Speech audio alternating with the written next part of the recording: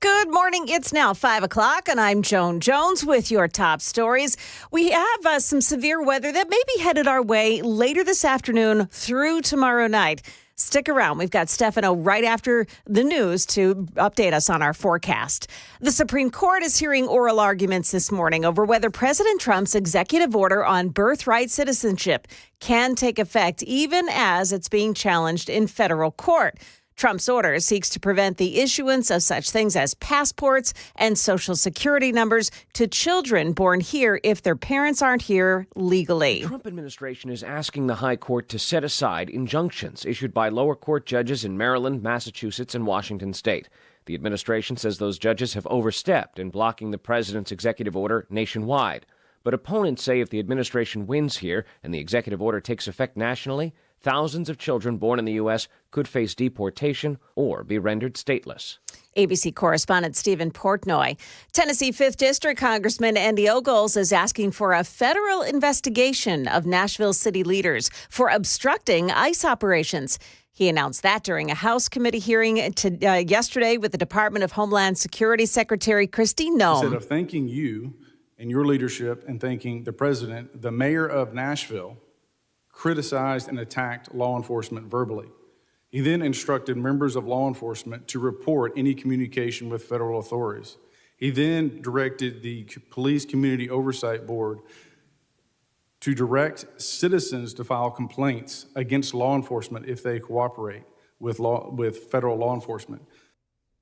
Ogles plans to ask the U.S. House Judiciary Committee and the Homeland Security Committee to investigate O'Connell and other Metro Nashville officials.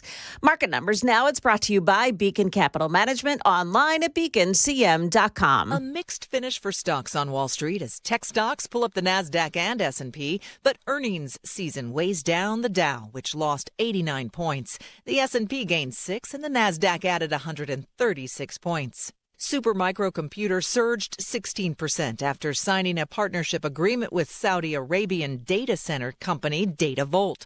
And Advanced Micro Devices jumped 4% after announcing a $6 billion stock buyback program. On the other end, American Eagle is the latest company to withdraw 2025 forecasts due to what it calls macro uncertainty. That sent the retailer's stocks tumbling 6%. Sony says it expects a $700 million impact from U.S. tariffs and offered a forecast that would wipe out an expected rise in profits.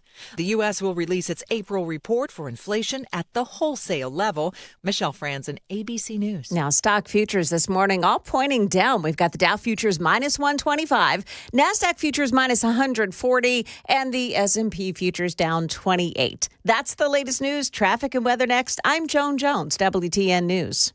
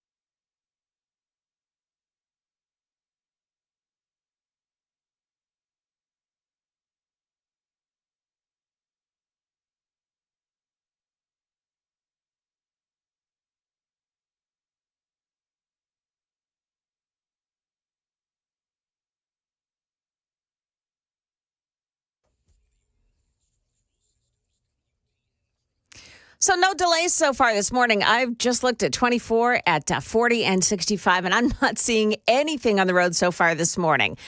Traffic every 10 minutes every morning on Super Talk 99.7 WTN.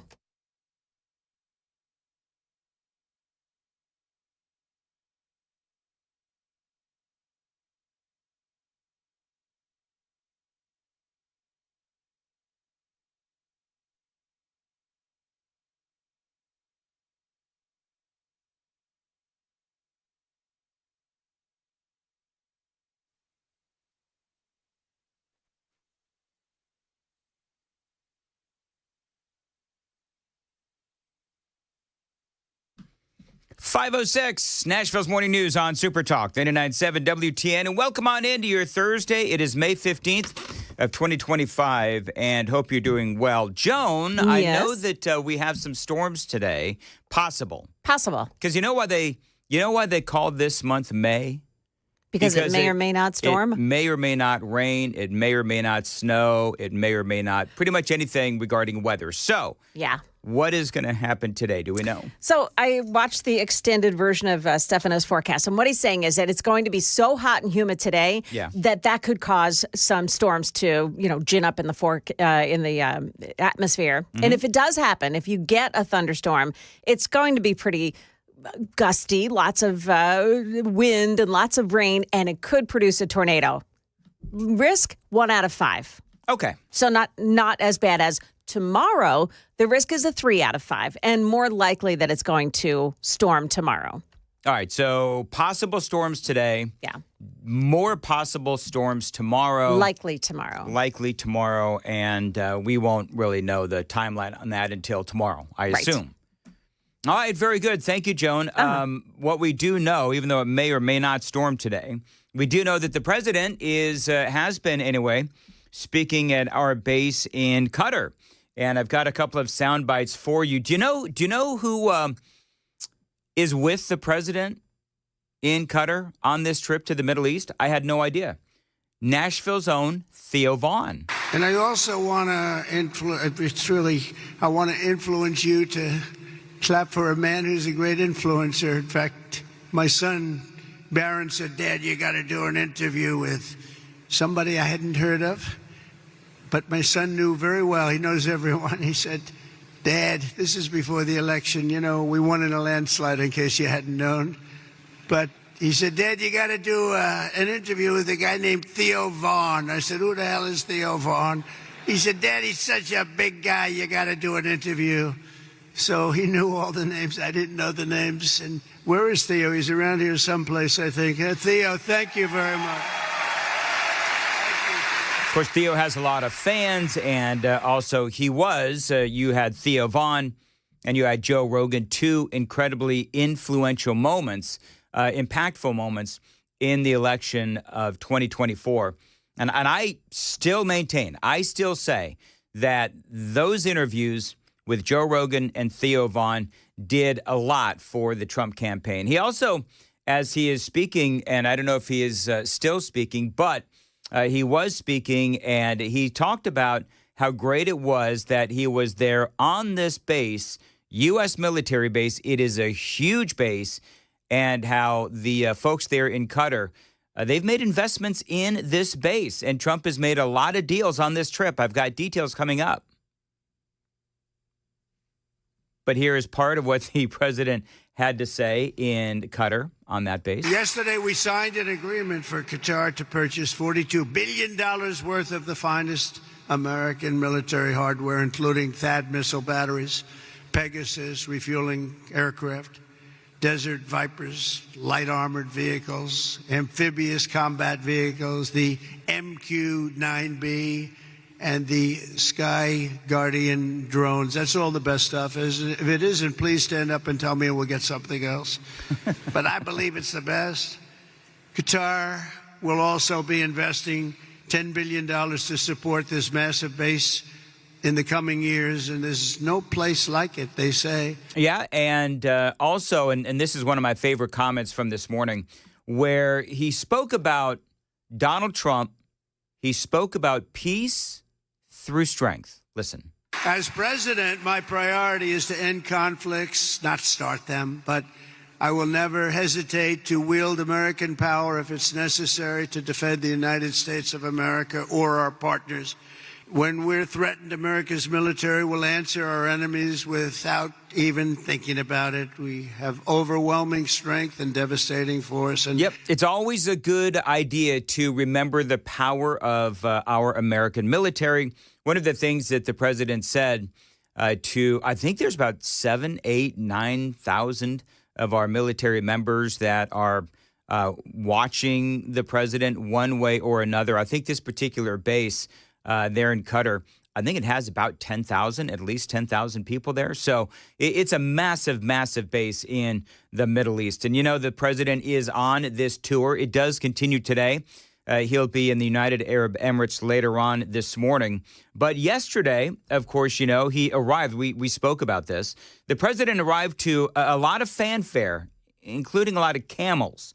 And the leader of Qatar, I thought this was really interesting. They are pulling out all the stops. And the leader of Qatar, he was very grateful that the president was there. We're extremely honored to have you here. We're very excited, very happy. It's a historic visit.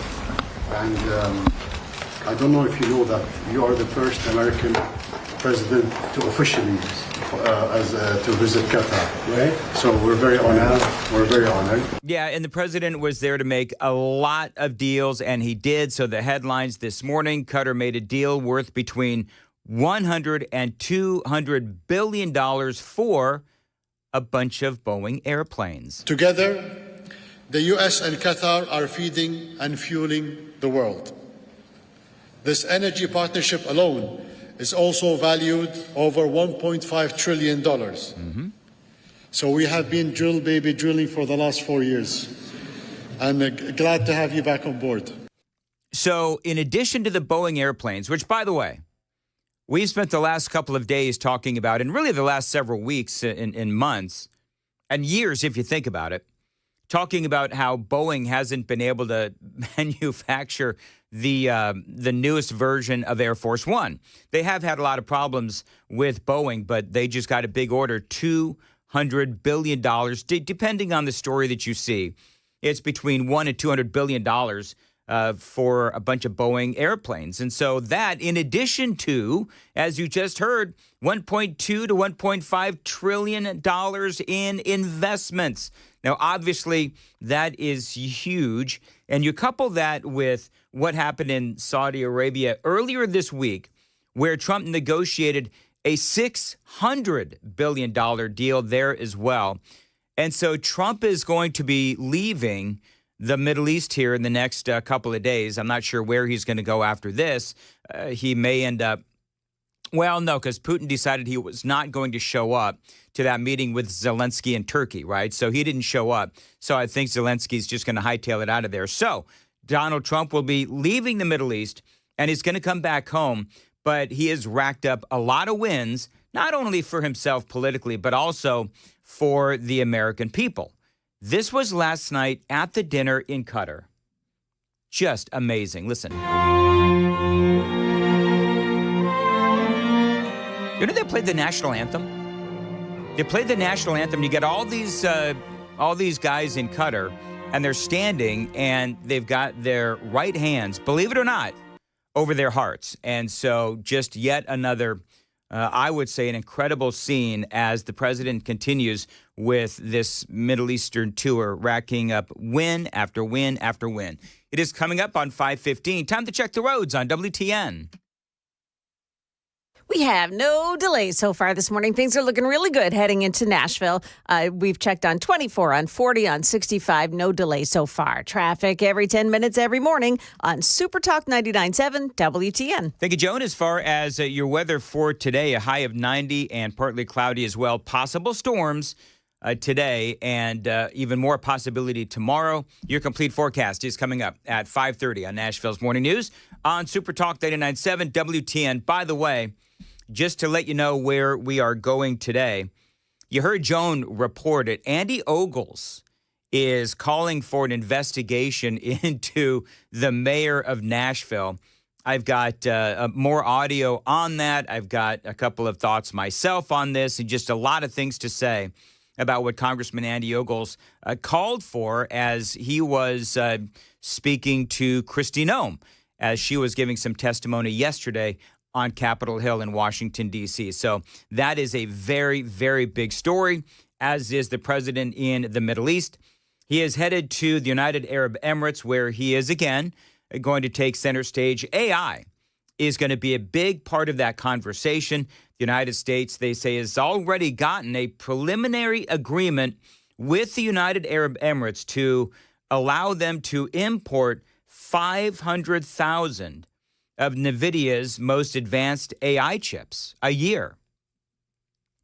Now, I'm going to be honest with you, friends, that that's good, but there's also some caution thrown there as well, because the concern is that what they'll do, what the United Arab Emirates will do, is they'll turn around and give those to China.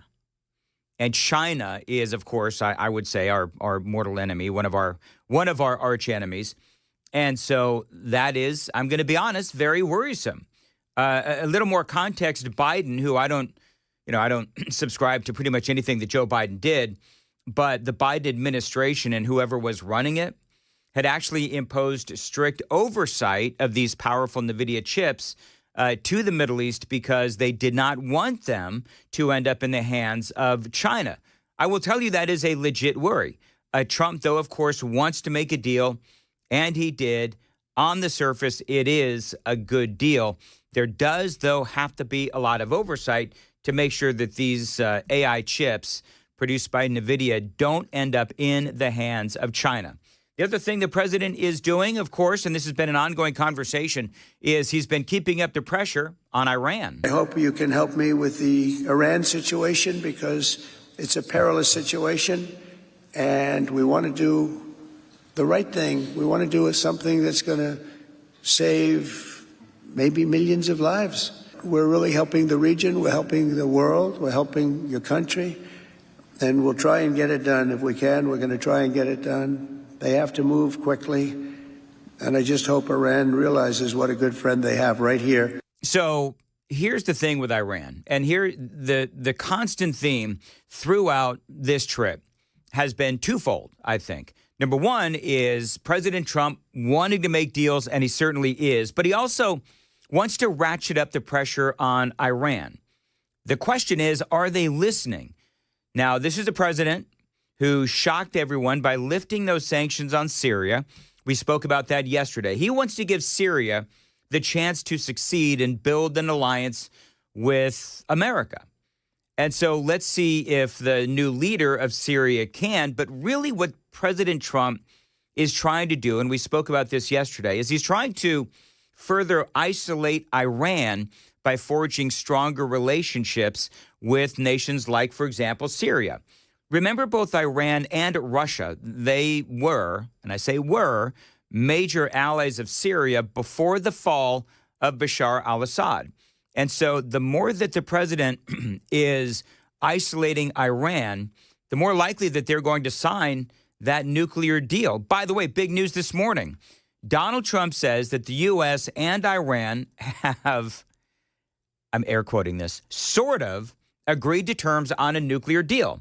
He says that we are in very serious negotiations for long-term peace. As a matter of fact, NBC News is reporting that one high-placed Iranian leader admits that they actually want a deal, and they want a deal now. Today, we sat down with Ali Shamkhani, the military, political, and nuclear advisor to Iran's supreme leader. He said Iran also wants a deal. Yes, we are ready. Shamkhani is one of the few people in Iran authorized to speak about the sensitive negotiations. Shamkhani said that Iran is willing to commit to never having a nuclear weapon, to getting rid of its stockpiles of highly enriched uranium, to only enriching to a level needed for civilian use, and to allow inspectors in to oversee it all, in exchange for lifting all sanctions immediately.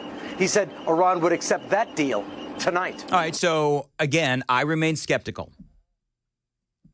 because I don't trust Iran, and I don't think, and I'm going to be perfectly honest, I don't know if I trust Qatar either. I don't trust a lot of these Middle Eastern nations. I don't trust Saudi Arabia.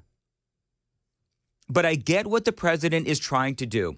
If he can form these relationships, if he can cultivate these relationships, and if we can form these relationships to the point where everybody's making money and everybody's happy, well, then imagine a Middle East where all of these nations are unified, including a legitimized Syria.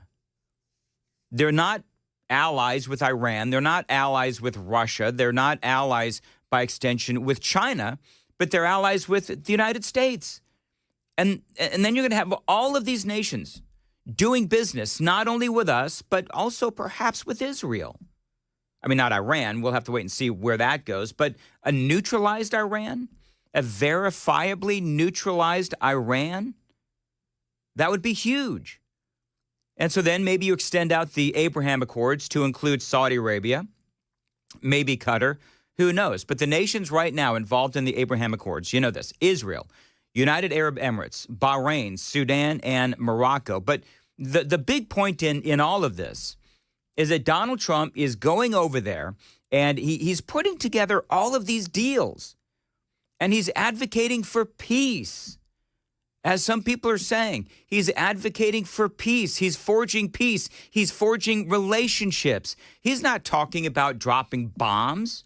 He wants to prevent wars. He wants to prevent future wars. He wants to put every nation, including America, in the position to succeed. And I love that the president is doing that. By the way, the super text line is open, 615-737-9986, 615-737-WWTN. By the way, KGB is here. Joan Jones is here as well. Yesterday, KGB, one of our big Daily Dan polls, I believe again, was do you trust Iran or should Donald Trump trust Iran? Whatever it was. I think it was Donald Trump trusts Iran. Do you? And by and large, it was like 100%. Nobody trusted Iran. And I don't either. But it does look like the president is going to continue down this path. I played you some audio from the president earlier today. Like us on YouTube, like and subscribe, watch the radio show, and you can take the Daily Dan poll. Today, the Daily Dan poll is... This is your cue. I can't hear you, man. Hear me? Oh, sorry. I had it on. It wasn't working. All right. Let's see. I'm making sure everything's okay. Good. A retiring teacher says AI should be banned in schools. Do you agree? So there's a retiring teacher. Actually, she did retire. You know what she did, Joan? What's that? She said, take this job and shove it, actually. Because you know what she found? What? She found that students are basically cheating. Because what they're doing is if they've got a report, all they need to do is go into AI and ask a question or whatever, and it writes the whole... I didn't know... I did know you could do... I've never done it myself, but, I mean, you can go into AI and you can have it write an entire report for you. Absolutely. And so this teacher is saying that the kids aren't thinking. And here's the thing. Some of you are going to scoff at this next statement I'm going to make. But it's one thing for adults like me to use AI because I already know how to critical think. But kids don't. And so I learned in school how to do book reports, how to critical think, how to do all of those things because I had to go to, remember this, Joan? The Encyclopedia Britannica. You had all these encyclopedias. You had to go to the actual school library to do research. And didn't you feel like you were cheating if you went to Cliff Notes instead of reading a whole book? Yeah, it's so funny. I think we had this conversation. Yeah. I never used Cliff Notes. Apparently, I was the only kid in school I think you were. that didn't know about Cliff Notes. But yeah, we did learn how to critically think. When you wrote, you handed it into the teacher, and the teacher would say, well, this is good, but you could do it better by, stacking it this way or thinking this way. And you learned. And here's the funny thing. This teacher says that it's really bizarre because these students, I know she'll say like how a fourth or fifth grader writes. Yeah. And if it comes back and it's all really eloquent and organized, clearly. Yeah. That is AI. I was talking to a friend of mine who's a parent. Same thing. Yeah. Same thing, where it's like going over the homework, and then all of a sudden, you've got this really, well-written paper on whatever it is, and it's like, this wasn't you. Yeah. Oh, Dad, don't you trust me? No. 525, Joan Jones has the news coming up. Hey, Joan. Yeah, Nashville's mayor may soon be under investigation by the feds. And why Starbucks may look a little empty today. Got those stories and more coming up at 5:30 on Super Talk 99.7 WTN.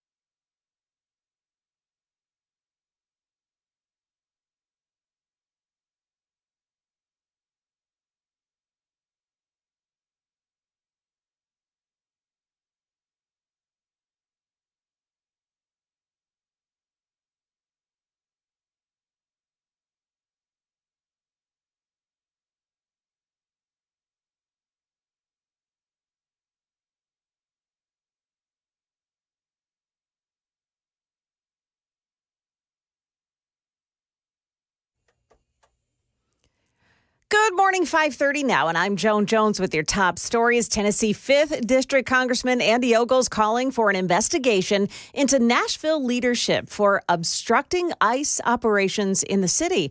Ogles was speaking directly to Homeland Security Secretary Kristi Noem during a House committee meeting yesterday. I will be asking the Committee of Homeland Security and Judiciary to be looking into the mayor of Nashville and any collusion or impeding of federal authorities and conducting their work in the city of Nashville. Channel 4's Lydia Fielder picks up the coverage from here. Representative Ogles accused Mayor O'Connell of criticizing and verbally attacking law enforcement over the recent ICE operations. He instructed law enforcement to report any communications with federal authorities. Last week, Mayor O'Connell issued an executive order aimed at tracking interactions with those federal immigration authorities after city leaders say they were not aware of the traffic stops happening between THP and ICE. The Department of Homeland Security says ICE arrested 196 illegal immigrants in Nashville during the joint public safety operation with Tennessee Highway Patrol. More than 1,000 Starbucks baristas at 75 stores are striking over the company's new dress code. The new dress code mandated by Starbucks requires baristas to wear a black shirt and either khaki, black, or blue denim bottoms. As it was before, the employees could wear a broader range of dark colors and patterned shirts. Starbucks says the new rules would make its green apron stand out and create a sense of familiarity for customers as it tries to establish a warmer, more welcoming feeling in its stores. But the Workers United Union says the dress code should be subject to bargaining. Dave Packer, ABC News. Hey, we have some strong storms headed our way. Stick around. Stefano is up next. He's got the forecast. I'm Joan Jones, WTN News.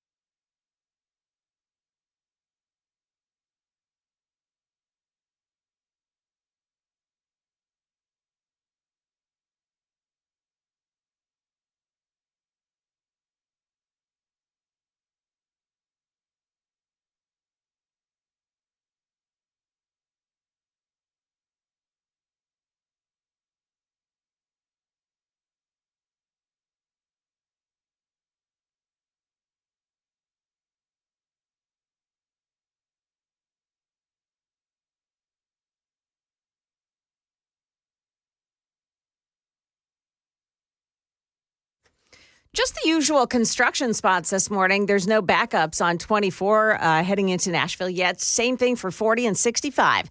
Traffic every 10 minutes every morning on Super Talk 99.7 WTN.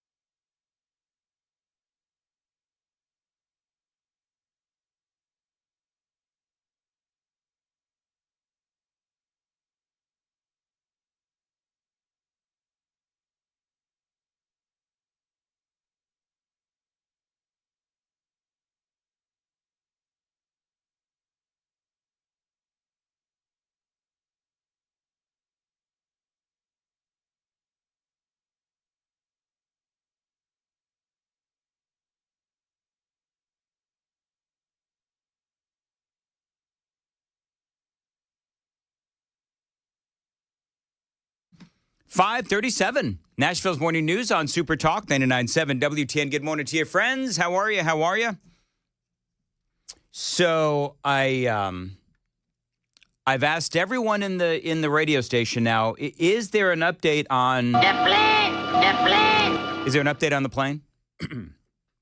Now, as far as I can tell, I asked KGB, is there an update on the plane? He says no, and I also asked Joan Jones, Joan, the plane. Is there an update on the plane? There's no update on the plane. Like I've been searching high and low. The reason I woke up this morning is because I was so concerned about the plane. Did you notice that I re-edited that? Oh, you did. I did because everybody got so mad at the stupid bells that even Chris Hand called me out.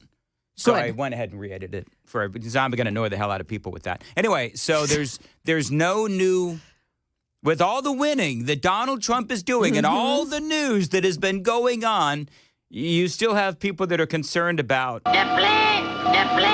plane. I mean, that there's so much obsession over this thing.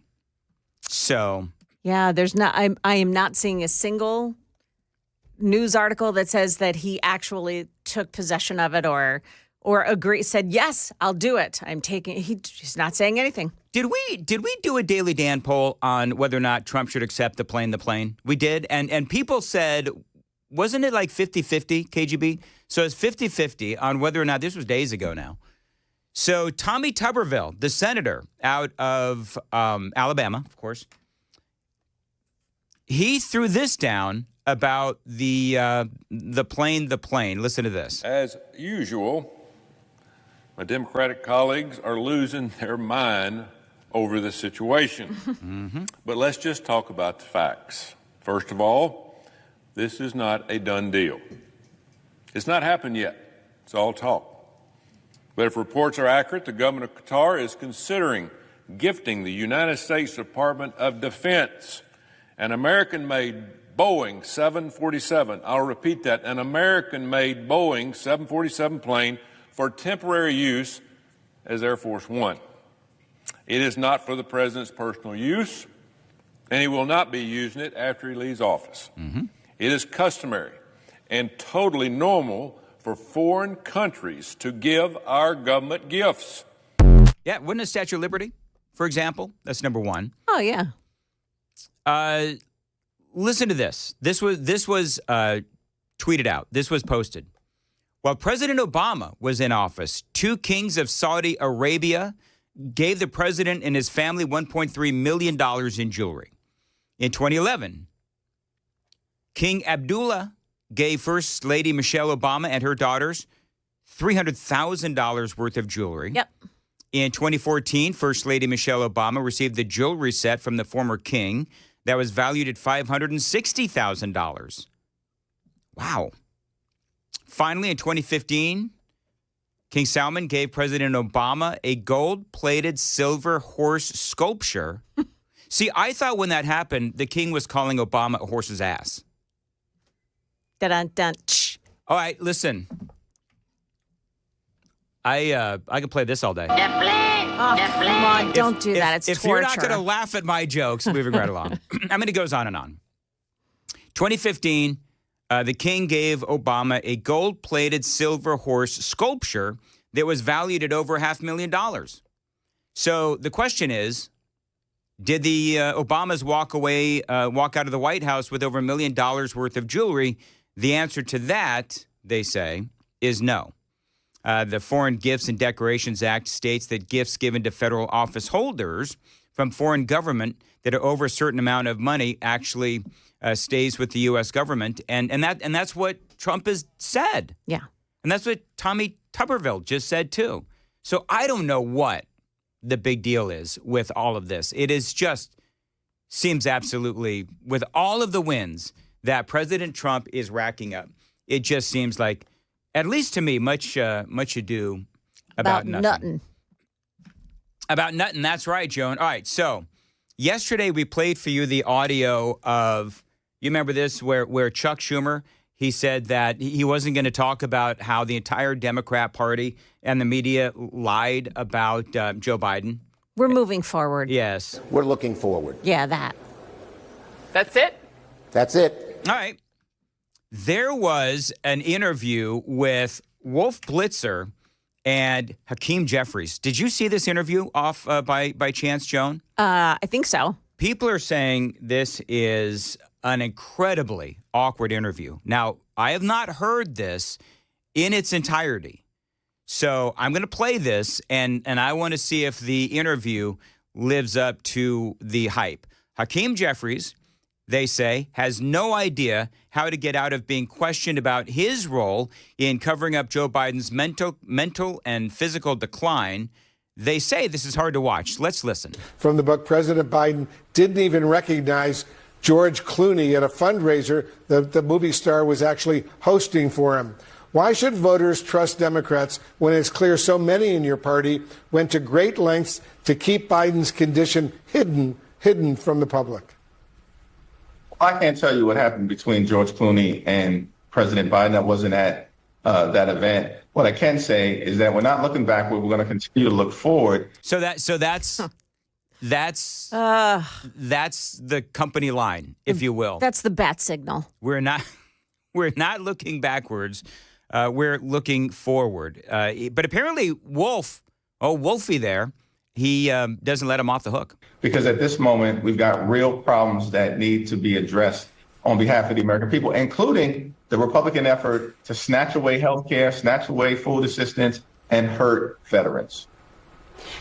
You interacted with President Biden during those days, those final days he was president of the United States.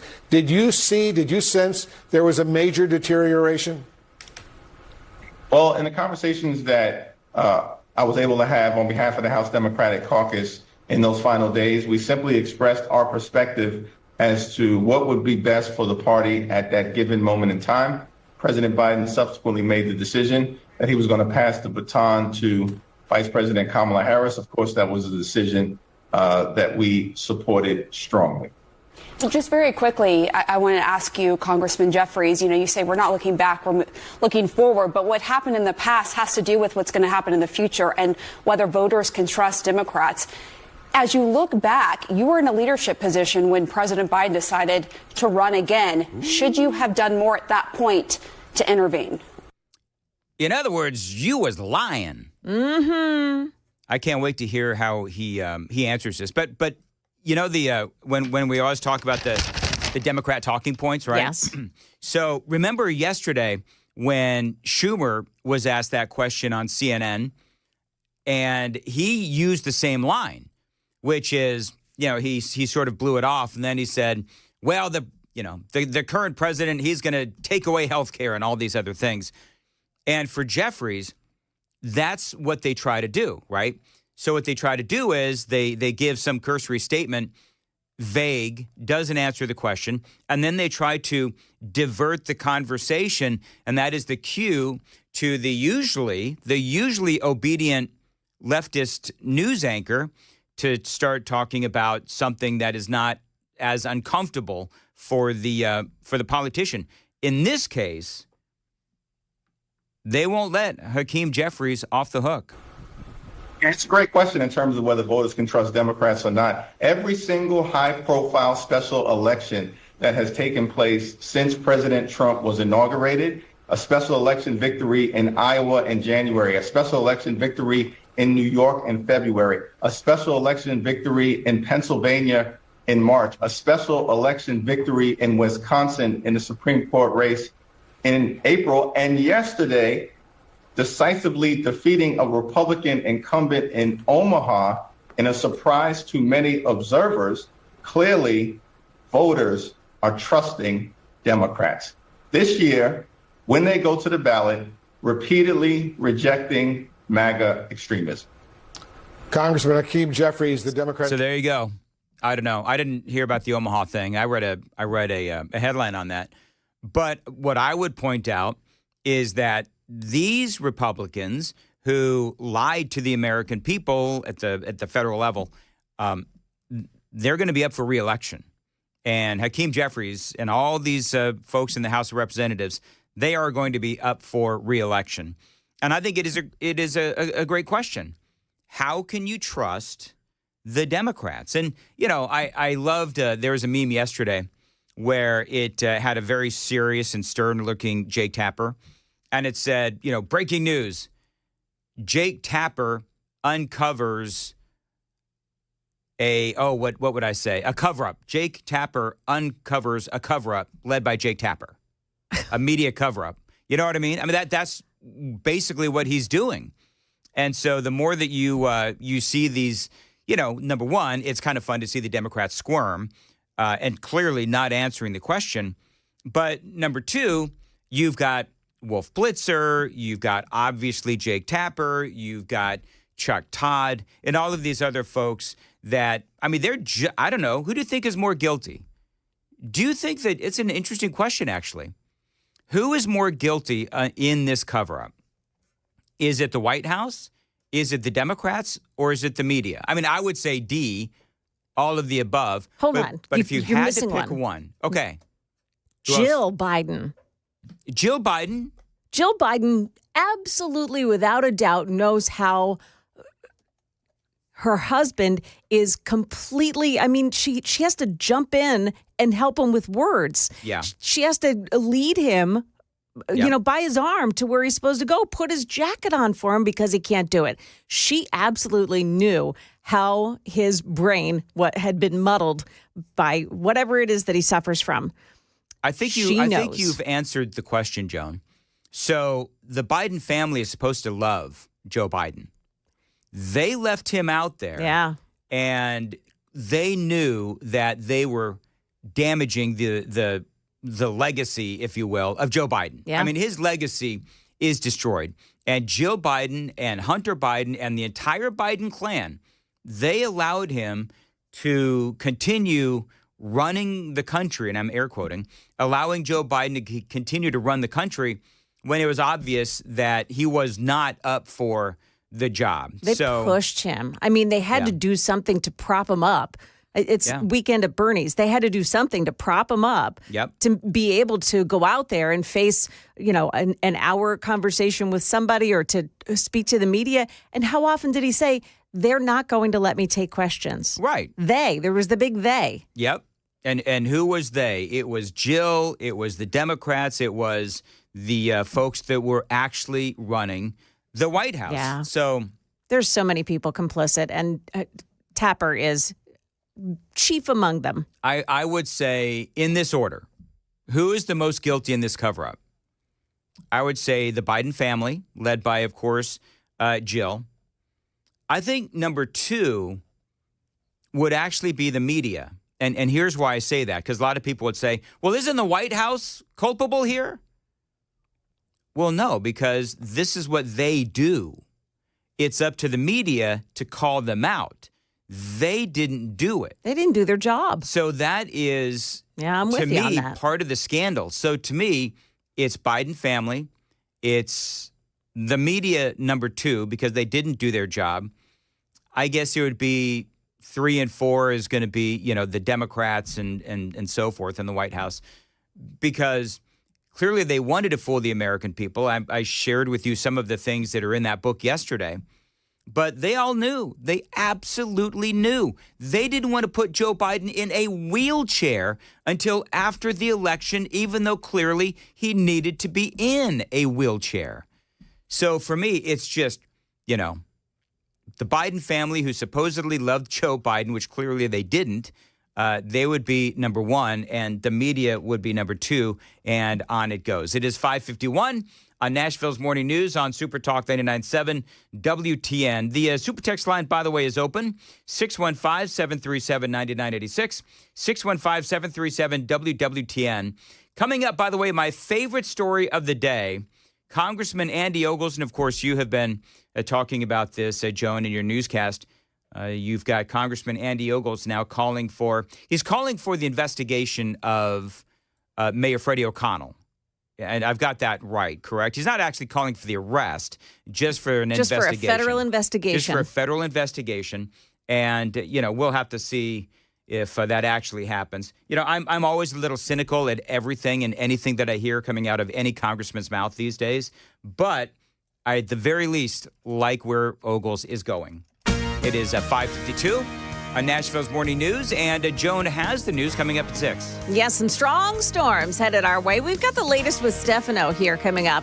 Also, a plot to blow up a U.S. military base was stopped just in time. Got those stories and more coming up here at 6 o'clock on Super Talk 99.7 WTN.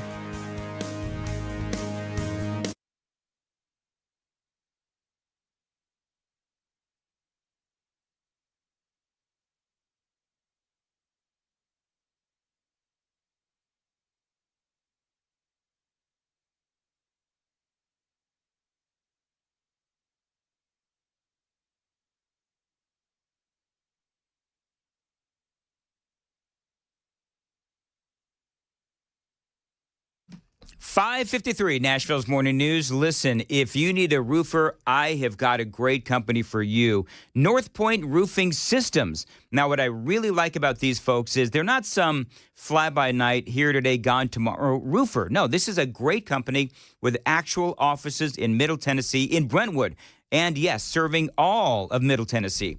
Now, what really sets apart North Point Roofing Systems from other roofers? Well, they have the distinction of being a GAF Master Elite Roofer. Now, GAF, in case you didn't know, I didn't know this until I met my friends at North Point Roofing Systems. GAF is the largest shingle manufacturer in the country. And North Point Roofing Systems, they're specially trained as the best roofers in the country, and only top 1% of roofers have this added training from GAF Master Elite Roofing and the shingles. And so this is a company, again, that you can trust. North Point Roofing Systems has an automatic 5-year warranty on workmanship, and they offer 10 and 25-year warranties as well. They also, by the way, and I'm getting mine, I think it's next week, they also offer free drone inspections. You don't have some random guy walking around on your roof. What they do at North Point Roofing Systems is they use drones to inspect your roof. It is safer. It is a more honest way to do inspections. We've seen cases, of course, I know you've heard of this, where inspectors will actually fabricate damage or even lie about damage to get a job. With North Point Roofing Systems, their drones don't lie, and neither do they. You can find them online. NorthPointRoofingSystems.com. That is NorthPointRoofingSystems.com.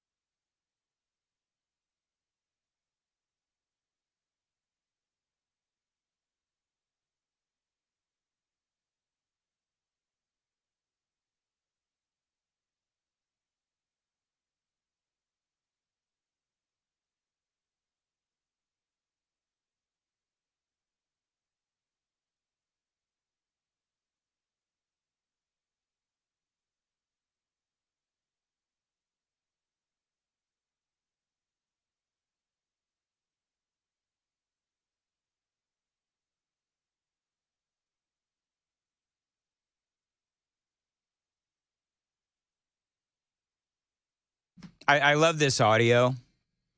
It is Mark Halperin, and he's got Democrat Senator Michael Bennet on, and they are talking. I think there's now a concerted effort. Obviously, we've been talking about this. There's a concerted effort by the media to try and cover the cover-up of Joe Biden's mental decline by trying to look like they're being tough on the Democrats, as they are the ones that participated in said cover-up. So you've got Mark Halperin, and he's got Democratic Senator Michael Bennet on. And this didn't really go all that well for Michael Bennet. Listen. Should he not have run because of mental decline or for some other reason? I think he shouldn't have run because I think that he had gotten to a point, I wouldn't say of mental decline, but of decline that put him in a position of not being able to wage a vigorous campaign against Donald Trump. And there's no way you can beat Donald Trump unless you can wage a vigorous campaign. And he couldn't do it. Why wouldn't you say mental decline? Did you not see that publicly? See what Mark Halperin did there? And because I did hear too. I heard this Senator Michael Bennet refusing, for whatever reason, and I don't know why he wouldn't use the term mental decline when it comes to Joe Biden, because literally that is what everybody is saying. I didn't see. Well, look, the first thing that I really saw, other than one visit to the White House on an immigration matter, there was about, I think, 6 weeks before this, was when I saw his debate with Donald Trump. And I think I was the first Democrat to publicly say on network television that we were going to lose in a landslide if he stayed at the top of the ticket. But let me ask you about that, because that's a common answer. He once addressed a dead congresswoman at an event meant to honor her, as if she were there. He was sequestered from the media, talked to the media far less often, even in 2020, including 2024. I don't think you needed to see anything secret or private or that debate to see mental decline. Do you He's not right. agree with that? Mark Halperin's right. Well, I think that, again, I have not made a personal assessment, at that time, certainly of Joe Biden's mental decline. I think he was not in a position to wage a vigorous campaign against Trump, whether it was mental or physical, and we paid a heavy price for his decision to run again.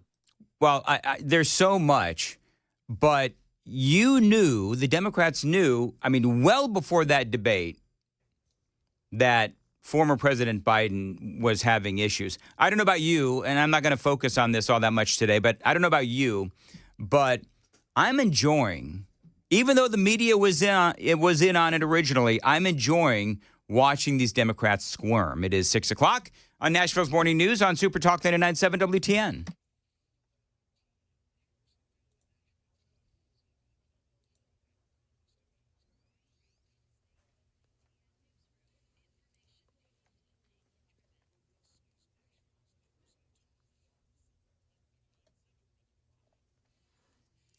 Good morning, 6 o'clock. I'm Joan Jones with your top stories. Hey, you're going to want to keep your eye on the skies today through Friday night. Main threat remains damaging wind gusts, but isolated tornado going to be on the table, whether that be late today or tomorrow into tomorrow night. Some strong storms are headed our way. Stick around. Stefano has the full forecast right after the news.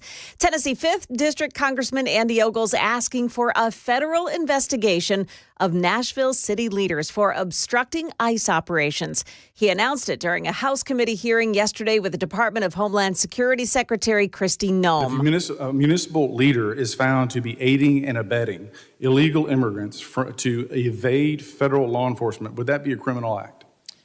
Yes, I believe it would, sir. And if elected officials impede ICE or Homeland Security in doing their job and pursuing illegal immigrants, would that be a criminal act?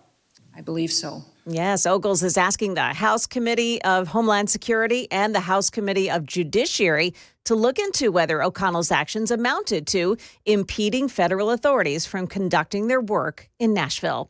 A former Army National Guardsman is behind bars, arrested just minutes before the start of what undercover agents say was going to be a deadly terror attack on a major Army weapons facility. 19-year-old Ahmad Saeed surrounded by FBI agents Tuesday morning. They claim he launched a drone to conduct last-minute surveillance on this base in the suburbs of Detroit, Michigan. The alleged plan, months in the making, a mass casualty attack in the name of ISIS involving Molotov cocktails, assault-style guns, and armor-piercing ammunition. Authorities say Saeed thought he was conducting the attack with 2 ISIS radicals, but they were actually undercover FBI operatives. That's ABC Chief Justice correspondent Pierre Thomas. Market numbers now brought to you by Beacon Capital Management, online at beaconcm.com. After the S&P posted its third consecutive daily gain, stock futures overnight pointed to a lower start to today's session. The Standard & Poor's picked up 0.1% Wednesday, while the Nasdaq added 0.7. The Dow Jones slipped 89 points, but was still above 42,000 at the close. Dick's Sporting Goods is closing in on an agreement to buy Foot Locker for $2.3 billion, or about $24 per share. The Wall Street Journal says the deal could be finalized as early as today. The cost-cutting measures at Amazon will cost another 100 employees in the company's devices and services division their jobs. That unit includes the Alexa voice assistant, Echo hardware, and Ring video doorbells. Jim Ryan, ABC News. Well, Wall Street's been on a tear recently, but they may come to an end today. We've got Dow futures down 157, NASDAQ futures down 150, S&P futures minus 31. That's the latest news. Traffic and weather next. I'm Joan Jones, WTN News.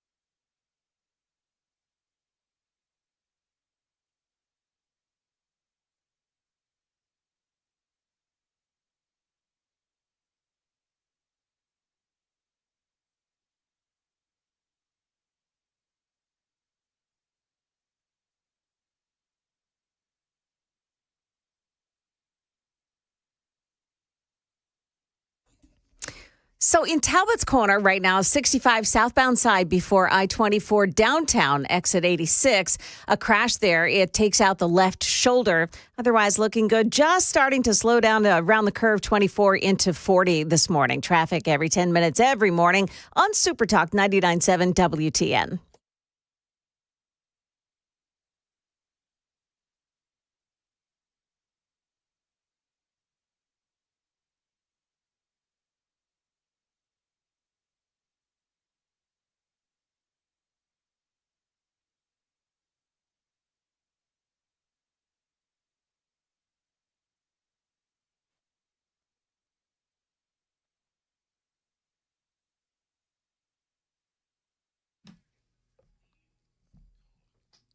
.606, Nashville's Morning News on Super Talk 99.7 WTN. Good morning to you, and welcome on in to your Thursday, May 15th of 2025. So we have Congressman Andy Ogles. He is calling for an investigation into the mayor of Nashville based on the I would say, the completely outrageous reaction to ICE coming in and grabbing a bunch of gang members and people with criminal records and so forth, illegal aliens, Do you know, Joan, that they did this about a month ago in Memphis? Oh. They did. Didn't hear about it. Yeah. You know what? You know what their reaction was? I'm going to tell you in 7 o'clock when Scott Sapicki, State Representative Scott Sapicki, joins us here in studio. You might be surprised at that reaction in Memphis. So we've got that coming up in the 7 o'clock hour here on Super Talk. That's a professional radio tease. It is. Good job. Do you know what? Can I tell you a little bit behind the scenes? Oh, please do. I've been practicing his name all day. Sapicki? Sapicki. Scott, State Rep Scott Sapicki. For whatever reason, I shank it every time. And I don't know why. Today you've done a stellar job. Well, I've only done it twice. Wow. Just give it time, give Joan. it time, you'll Give shank it time. it. Gotcha. All right, so Andy Ogles, who has a much easier name. Congressman, by the way, a lot of people. For Congressman Ogles, he's got some big-time supporters in this town. There are people that hate Andy Ogles, good conservative people that actually don't like Andy Ogles. But he was questioning Kristi Noem, of course, the Director of Homeland Security. Joan, you've had some of this audio as well. And he started talking about what's going on here in Nashville, for which, this is part of his district. You and your leadership and thanking the president, the mayor of Nashville, instead of thanking you and your leadership and thanking the president, the mayor of Nashville criticized and attacked law enforcement verbally. He then instructed members of law enforcement to report any communication with federal authorities. He then directed the Police Community Oversight Board to direct citizens to file complaints against law enforcement if they cooperate with federal law enforcement. Considering we've seen a 400% increase against federal law enforcement, do these types of statements and actions by a municipal leader concern you? Yes, absolutely. They perpetuate the violence against law enforcement officers. And what happens many times then is that our agents within the Department of Homeland Security go into situations with no backup. Right. And I love what Ogles is saying, Congressman Ogles is saying, and I like what Director of Homeland Security is saying as well, because Kristi Noem. Because here's the thing. Let's talk about what is going on here in Nashville. You've got the mayor out there. Of course, y'all know, we've been talking about this, castigating ICE, showing support for the gang members and the criminals being arrested. He has signed executive orders for the city of Nashville and its various departments to let his office know of any information deemed immigration communications that might reflect immigration actions. In other words, this is me interpreting what the mayor wants to do, because we have seen this in other cities. If you hear from ICE, then you've got to tell my department, and we will extend that out, and we will then, of course, let the community know about all of these things so that we can then, of course, one way or another, impede the arrests of these bad guys. And that, in my opinion, is what Mayor O'Connell wants to do. And so the mayor, he's also set up this fund to help immigrants in crisis as these ICE raids continue. So just realize that you've got members of the Metro Council, you've got members of the state legislature literally driving around following ICE vans and streaming their location to tip off those folks who they are looking to question. So it's like, hey, gang members, you've got ICE driving down this road and that road. You might want to amscray and go to some other part of the city. How is that not aiding and abetting? That's what I would like to know. And so Andy Ogles, the congressman, he is saying, yeah, you know what? I want a federal investigation into the mayor. Here's more of what he said. Agents within the Department of Homeland Security go into situations with no backup, with no local response of people who know the communities, know the routes, the roads, or the needs to emergency services that may be there. So it absolutely makes them much more vulnerable to a situation to which their lives could be in jeopardy. Yep. Now, some of the news, and she's right, because if Freddie O'Connell or Afton Ben or some of these other folks, if they tip off these gang members that ICE is coming down a particular road, that does put them in peril.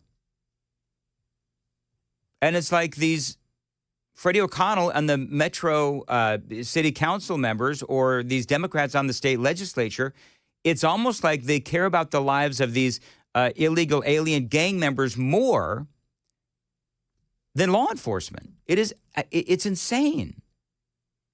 Charitable organizations that are supported by grants paid for by our taxpayer dollars going to help these folks as well so that they can protect these illegal aliens. We talked about that yesterday. And now we've got the Community Review Board. Matt had this. They used to be the Community Oversight Board. Remember these folks? These are the ones that are always screaming about defunding the police and investigating the police, and the police are bad and all these other things. Taxpayer funded, mind you. And they are urging residents to submit a formal complaint against any Metro Nashville Police Department officers seen cooperating with ICE. And so you've got all of these different entities that are clearly, in my opinion, aiding and abetting the illegal alien gang members. Now, I will fully acknowledge that there are many people in this city and in this state and in this country who have been here for a long time and they've kept their nose clean, aside from, violating our sovereignty and breaking our immigration laws. Other than that, they've been here and they've worked and whatever it is, and they've just laid low and haven't broken any other laws. And I fully understand that. But here's the thing. Just because you've been here for 5, 7, 8 years, whatever it's been, doesn't mean that you didn't violate our laws when you came into our country illegally. So that's number one. Number two, not all of these folks that ICE has arrested are actual gang members, but they are actually convicted felons back in their home country. So the point is that it really extends beyond just Mayor O'Connell. It also extends to folks there within the state legislature and people also from the Metro City Council, and on it goes. You also have these charitable organizations, these nonprofits that are also getting federal grants that are also helping these folks. And so, here I am and here you are, here all of us are. If you are supportive of immigration laws and enforcing immigration laws, we're paying our taxes, our federal taxes. Government turns around and gives our taxpayer dollars to these organizations, these nonprofits who get these federal grants, and they're trying to help the illegal aliens avoid ICE. What's up with that? And so the point that Kristi Noem was bringing up, when you have this much resistance against ICE, simply enforcing federal law and local authorities, and by the way, state law as well, and local authorities like the Tennessee Highway Patrol, they're trying to enforce the law as well. Then ultimately what they're doing, what Mayor O'Connell and all these other people are doing, is they're putting the lives of law enforcement in danger. And so I am fully supportive of what Congressman Andy Ogles wants to do. I've got more from the congressman coming up. It is 6:15. Time to check the roads on WTN.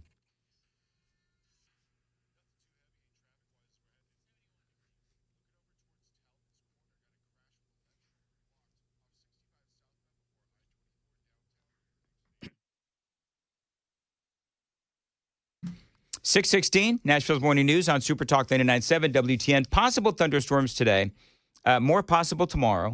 Your weather for today, a high of 90 degrees, and yes, partly cloudy. Appreciate you listening to Nashville's Morning News. Congressman Andy Ogles, he was discussing in a hearing up on Capitol Hill in Washington, D.C., the issues that we have right now with illegal immigration. And the congressman says that Mayor O'Connell and other district officials are breaking the law, and they do need to be investigated. Yes, ma'am. And if a municipal leader is found to be aiding and abetting illegal immigrants to evade federal law enforcement, would that be a criminal act? Yes, I believe it would, sir. And if elected officials impede ICE or Homeland Security in doing their job and pursuing illegal immigrants, would that be a criminal act? I believe so. Madam Secretary and Mr. Chairman, I will be asking the Committee of Homeland Security and Judiciary to be looking into the mayor of Nashville and any collusion or impeding of federal authorities and conducting their work in the city of Nashville. I would also encourage this committee and judiciary to look at other leaders, municipal leaders across the country, as they obstruct this administration, this Madam Secretary and her employees in doing their constitutional job, which is uphold the rule of law. Madam Secretary, I thank you, and I yield back. So I don't know. You think that there will be some sort of an investigation? And I agree. Somebody said, I think it was Chris Hand, who I heard him say yesterday, that he wishes, and I do wish as well, that Governor Lee was a little more upfront and aggressive on this. You know, I do understand that the governor is kind of a low-key guy. When the media will ask him a question, I had one of the sound bites yesterday, but when the media will ask him a question about what Mayor O'Connell is doing and what some of these state legislators are doing, some of these Metro City Council members as well, you know, running around and trying to aid these illegal aliens. And the governor is just very low-key about it. And I truly hope that our next governor is not as low-key. I hope that our next governor is incredibly passionate about enforcing our immigration laws to the point where he holds a press conference and he invites all of the media down there and he says, this is wrong. Mayor O'Connell, this is wrong. You do not help illegal alien gang members stay in our city. You say that you want to keep our streets safe. This is how you do it, by getting rid of illegal alien gang members. And you call out Mayor O'Connell. You call out Afton Bain. You call out Sepulveda. I can't remember her first name, but Sepulveda, the one that was, along with Afton Bain, driving around and live streaming as they followed an ICE van. The governor should be calling them out, and he's not. He needs to be as fire and brimstone as they are. I don't like that the governor always seems so weak-kneed. I'm just going to tell you that. Because I think that if there's anything that I have come to appreciate over the last, since Donald Trump in the first go-around, but certainly here in the second go-around, the thing that I've really liked, the thing that I've really enjoyed is conservatives getting pissed off and fighting back. Not always be on the defense. Go on offense, man, and call these people out. Call them out for the absolute lunatics that they seem to be. Because you would have to be a lunatic or incredibly misguided to look at these people that are getting arrested and deported, sent off to Louisiana and then off to wherever they're going to go. But you would have to be a lunatic or just incredibly misguided to think that the people of the state of Tennessee are okay with them staying here. And so whoever our next governor is, whether it is, I don't know, whatever, Senator Marsha Blackburn, whoever it's going to be, John Rose, I think those are the only two that have formally announced, right? But I want them to be more aggressive than Governor Lee is. The only thing that I've seen from Governor Lee is if he's on site doing something that he will answer a question, but he answers it very passively. And so for me, I've invited the governor on to, I know that others have as well, I've invited the governor onto the morning show. And I would ask him, hey, Governor, what do you think of, Mayor O'Connell doing everything he can to aid and abet these illegal alien gang members? What do you think of these members of the state legislature doing the same thing, or members of the Metro City Council? I understand that you're the governor, but I think that it would go a long way for you to call out exactly, precisely what they're doing, and doing it in an incredibly decisive way. That's what I want from the governor. I want him to speak for the vast, vast, vast majority of the people of the state of Tennessee who are horrified by what we're seeing these members of the Metro City Council and the state legislature and the mayor of Nashville do. Because by and large, I guarantee you, if you did a poll, I mean, forget the WTN poll. We know that, most of us are conservatives who listen or work here, WTN. But, I mean, just the people of the state of Tennessee voted for this. So I just wish the governor was a little more vocal about it. Because if it were me, man, if I was the governor, I would be holding a press conference and I would be absolutely eviscerating them and calling them out. But he's not doing it. I've granted him the extension. I've granted him the offer to come on this show. I'm positive Matt Murphy has done the same thing. By the way, we do have some big news coming out of the Tennessee Highway Patrol. Details straight ahead. It is 6:22 on Nashville's Morning News on Super Talk 99.7 WTN. The Super Text line is open at 615-737-9986. 615-737-WWTN. Very active today indeed. Always appreciate the help. Joan Jones has the news coming up at 6:30. Joan, what do we got? Well, we've got some potential storms headed our way, so we'll check in with Stefano DiPietro and find out what's happening there.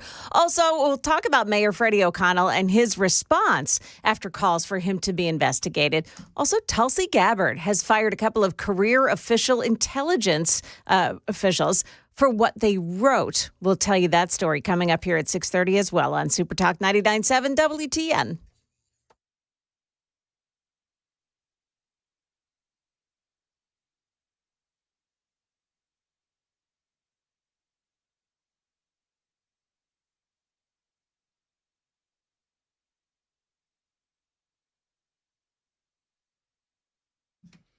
Dan Mendes here from my carpet cleaning company, Zero Res. Now, I've been a client of Zero Res for years and years, and one big reason is that they really do help my allergies. Now, here we are in the middle of allergy season.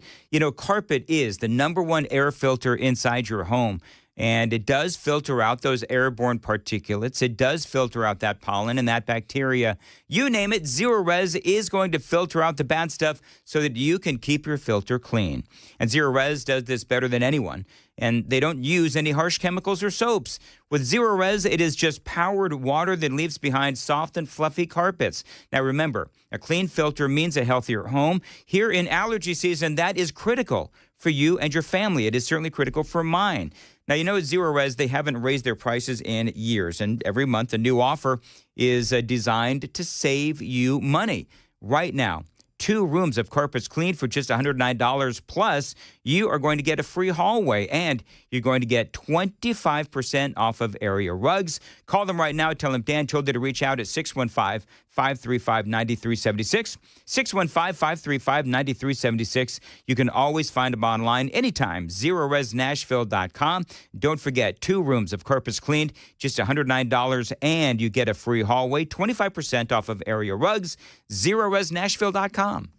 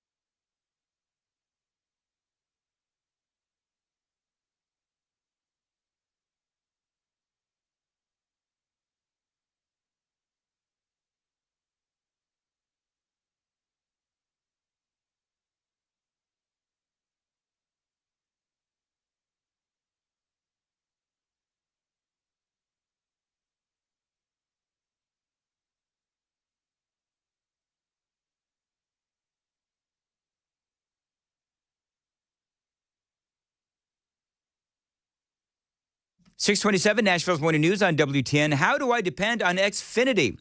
Let me count the ways, my friends. I've got a lot riding on my rock-solid internet from Xfinity. Of course, you've got Riker. He is doing his homework. He is gaming. Amy working all day long from home. And, of course, yours truly, always prepping and doing shows from my basement as well. All of that courtesy of Xfinity. And by the way, if something does go wrong, they can make it right with 24/7 customer service for whenever you need it. And you know, with Riker in the house, he is 11. It is critical that we're able to check out exactly what he's watching.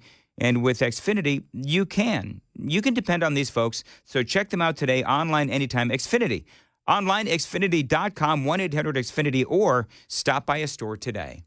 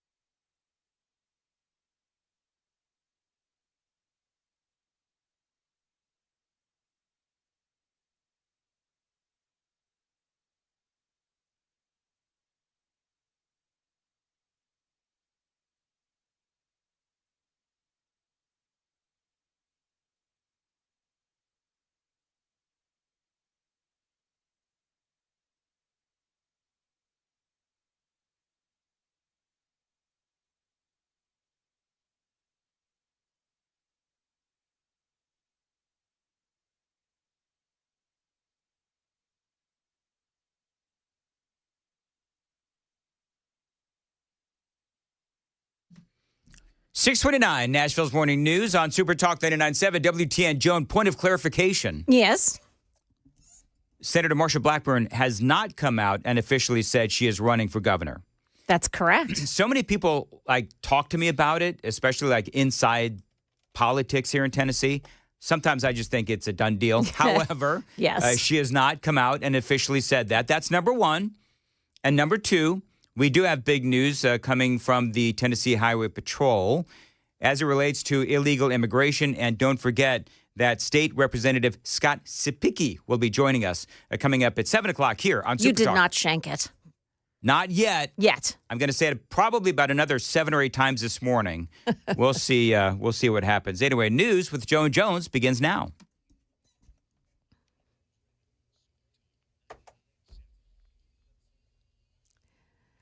Good morning. It is 6:30, and I'm Joan Jones with your top stories. Backups now are starting to build in Talbot's Corner, 65 southbound at Trinity Lane. There is a crash there that has been there for quite a bit. And now 2 left lanes are blocked off. Looks like they're trying to clear it out. More with the traffic and also with some storms that are headed our way with Stefano coming up right after the news. Nashville's mayor hitting back now after Tennessee Congressman Andy Ogles called for an investigation of Freddie O'Connell.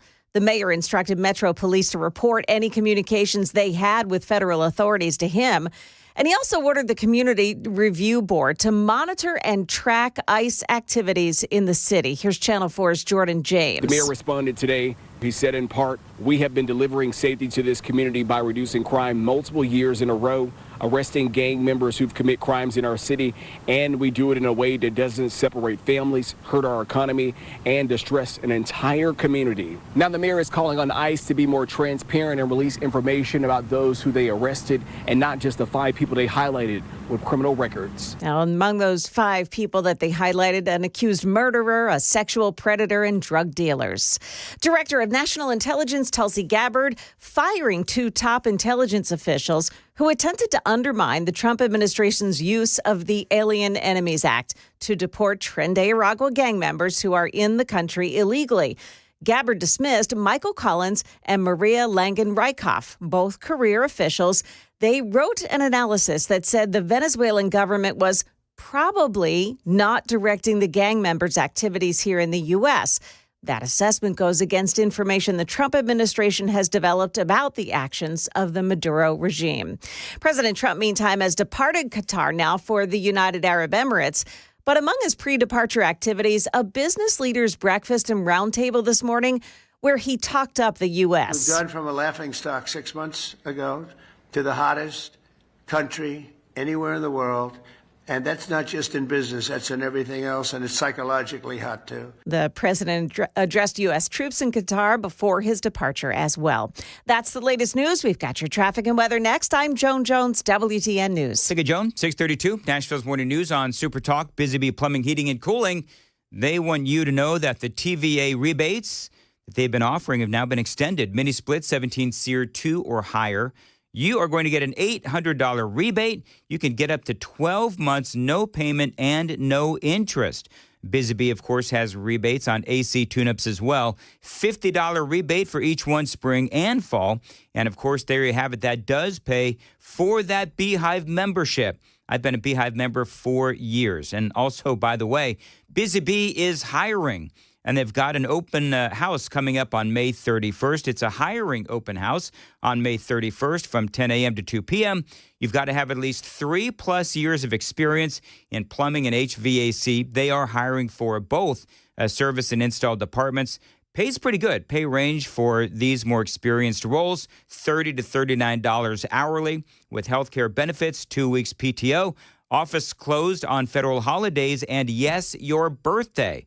Wish we got birthdays off here, but you get them at Busy Bee. So check them out today, 615-775-7833, 615-775-7833. Find them online anytime, busybeehvac.com.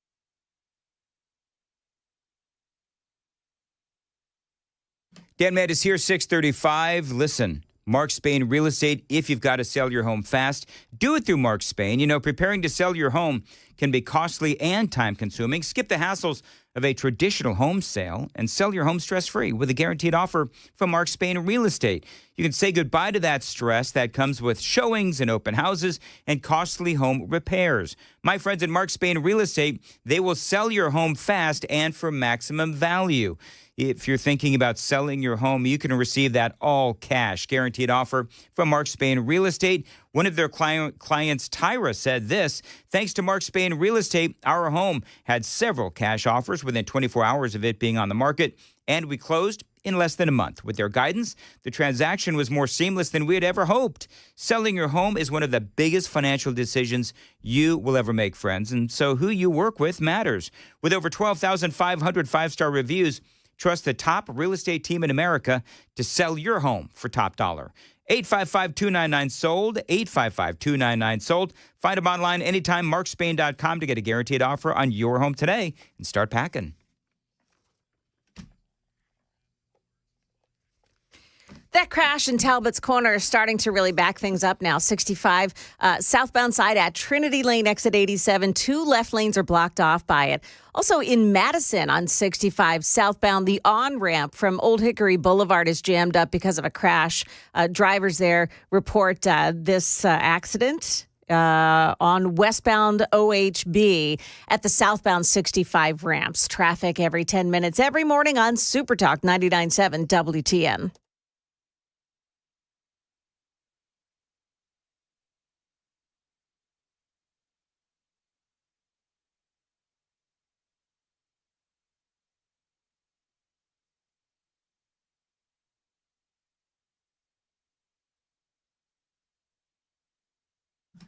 .637 Nashville's Morning News on Super Talk 99.7 WTN. Thank you very much for being here. Talking about Congressman Andy Ogles, as he said yesterday, he is looking for a federal investigation into Mayor Freddie O'Connell here in Nashville for basically aiding and abetting illegal aliens. And we had a long chat about that in the previous segment. I think you extend that out, not only Mayor Freddie O'Connell. I think that you also need to look at these organizations that are tax exempt, and they are using federal grants to help aid and abet illegal aliens. We could also talk about members of the Tennessee State Legislature and the Metro City Council. All of them, in my opinion, should be investigated. By the way, speaking of Ogles, Congressman Ogles, he was on Fox News yesterday talking about just this topic. I stand with Americans. And when you look at the types of people that are being deported, this gentleman from Guatemala is guilty and charged, convicted of aggravated assault. This gentleman from Iraq, a convicted rapist. This gentleman from El Salvador, MS-13, is a murderer. You look at the raid specifically in Nashville. You had a child trafficker, a rapist, a murderer. You had a drug trafficker of meth and a drug trafficker of cocaine. The list goes on and on and on. So Freddie O'Connell, the mayor, if he wants to side with criminals, that's his choice. I'm going to side with the people of Tennessee, and we're going to uphold the law. I stand with Kristi Noem. I stand with our law enforcement. I stand with ICE, and we're not going to back down. So now that's, who knows where that's going to go. But this is a news story this morning, and I like it. 287G requests are coming in now for the state of Tennessee. There's a lot made of this ICE program. It's a federal government program. It's called 287G. And what this is basically is it's a partnership between local and federal authorities to find illegal aliens. It's basically a cooperation between the two entities. And so this is all now coming into sharper focus here in Middle Tennessee after the crackdowns here. Well, now the Tennessee Highway Patrol has officially entered into this 287G agreement with ICE. And that is good news because it gives the other side less to complain about. This is from the Tennessean. Tennessee could see more immigration crackdowns from the Tennessee Highway Patrol under an official partnership with U.S. Immigration and Customs Enforcement. The THP, they say, is the latest law enforcement agency to apply for an ICE program known as 287G, which allows state and local agencies to carry out some federal agent duties, such as jail and warrant enforcement. The Tennessee Highway Patrol has applied for a task force model that would allow state troopers to enforce some activities while under ICE supervision and ICE oversight. The application was pending as of May 14th. If approved, Tennessee would join at least 16 other states and more than 140 law enforcement agencies with task force models, including the state of Florida, which has an ICE agreement with its highway patrol. Florida law enforcement recently detained more than 1,000 migrants in an effort called Operation Tidal Wave. So despite all of the screeching, all of the gnashing, all of the crying and the complaining about people on the left, at least here in the state of Tennessee, it looks like they are going to, our state authorities, they're going to do whatever they can to step up, to ramp up the enforcement of our immigration laws. Those in the program have to go through a 40-hour course online. They say Tennessee has seen a string of local agencies apply for the 287G program since January. As the Trump administration focuses on deportations, they would join 6 other, by the way, the Tennessee Highway Patrol would join 6 other Tennessee counties already partnering with ICE under 287G. You got Sumner's, you got Giles, you got Knox, Greene, Hamilton, and Putnam counties. So, whole point is to make the state of Tennessee far less amenable to illegal aliens coming into our state and, frankly, into our cities here in Middle Tennessee. And, yeah, that does include Nashville. I was complaining about Governor Bill Lee and how he's not as passionate about this topic as I wish that he would be. He won't come on this show. I don't know if he's going to go on Murphy's show or not, or any shows here on WTN. But I want the governor, whoever it is coming up next, to be as passionate as the left is in protecting illegal aliens. I want whoever the governor is to be as angry as we are about the fact that you've got the mayor of Nashville who should be called out. What I'm doing right now and what Murphy Show has been doing in the afternoon and all the other hosts as well, the governor should be doing that. He should absolutely be calling them out and be more aggressive. And somebody reminded me on the super text line that Phil Valentine used to say the reason why the Democrats are so successful at some things, including messaging, and this is true, is because they are constantly screaming, top of their lungs screaming about, whatever nonsense they're trying to sell. And the Republicans, we always feel like they're whispering. We always feel like, and part of what I thought as I was watching the governor, let me find this audio bite from yesterday. Let me see real quick if I can find the audio from yesterday where they did ask the governor about what is going on here in the state of Tennessee and how we need to, enforce our immigration laws. Here it is. This is Governor Lee yesterday. I want you just to listen to his tone. A child sex trafficker has been caught, a gang member, multiple felons. These people don't need to be in our backyard, and these kinds of efforts will help remove them. So I feel like he's too passive. Am I wrong on that? You can let me know if I'm wrong on that. I guess maybe what it is, yeah, you ever be really like irritated and angry and whatever about something, and it can be something at work, and nobody else is matching like your fire and your drive to get something done. That's what I sometimes feel like with the governor. And trust me when I say he doesn't care what I think. He doesn't care what a lot of people thinks, and that's fine. That's fine. He can go about his merry way, but I would like the governor to be far, far, far more aggressive in calling out the likes of Freddie O'Connell and Afton Bain and Sandra Sepulveda and some of these other folks and agencies that are trying to help the illegal aliens. It is 6:45. Nashville's Morning News. And by the way, I do agree that because, one of the things that the mayor is saying and other people are saying is that we need to know who all of these people are that have been picked up. I think, didn't we find out yesterday, Joan? I don't have the story in front of me, but didn't we find out yesterday that, 90-something of the people that had been picked up, they had all had priors or warrants or something like that? Was it 95? I think it was 96. Was it 96? Okay. And then 31 of them had already been deported. And came back. Yeah. There you go. Yeah. All right. Well, Governor Bill Lee, feel free to throw that little tidbit out there, too, when you finally get a little bit more passionate on, or maybe a lot of bit more passionate on this topic. All right. It is 6:46 on Nashville's Morning News. Time to check the roads on WTN.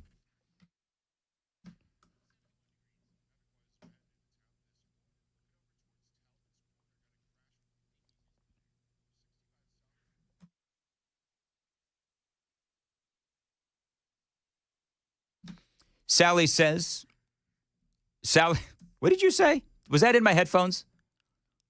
Yes, it was. All right, never mind. It was a secret signal. The secret. All right. Unfortunately, Mason finished the traffic way too fast for me to finish that sentence. Well, that's all right. So KGB is talking into my headphones when I'm trying to talk on the radio. Anyway, but that's all fine, well, and good. As far as your weather goes, high today of 90, partly cloudy, and some possible storms as well. Now, the super text line is en fuego on this one. Sally says, I don't care if the governor speaks softly as long as he carries a big A stick. I don't know if he is or not. I think that, and we're going to get State Rep Scott Sapicki in here in the 7 o'clock hour. We're going to talk about a number of different things. And I do want to be clear. The governor has done a lot of things to cooperate with the Trump administration. He's doing, I believe his level best to protect us from, the scourge of illegal immigration and, the bad guys, the gangbangers coming into our state. He has done that, and I appreciate that. But again, it goes right back to, make no mistake, that this is a marketing or a PR campaign for the Democrats as well. And so we need to beat them not only with laws, but we need to beat them with messaging. Because right now, you look at the local media, and it is clear, Joan and I have been talking about this the last several days. It's clear to me that the media is on the side of Mayor Freddie O'Connell in Afton Bain. And so the more that, those people in power on the conservative side are not out there, screaming like they are, why are you taking the side of illegal aliens? Why are you taking the side of the 96 people that are in our city and in our state, illegally, specifically Nashville for right now, and they have been convicted of some of the most gosh-awful crimes, and you're siding with them? Please help us understand that. And why is it when you talk about this, you're utilizing the term migrant as opposed to illegal alien? Because let's all be honest, obviously, those are two different things.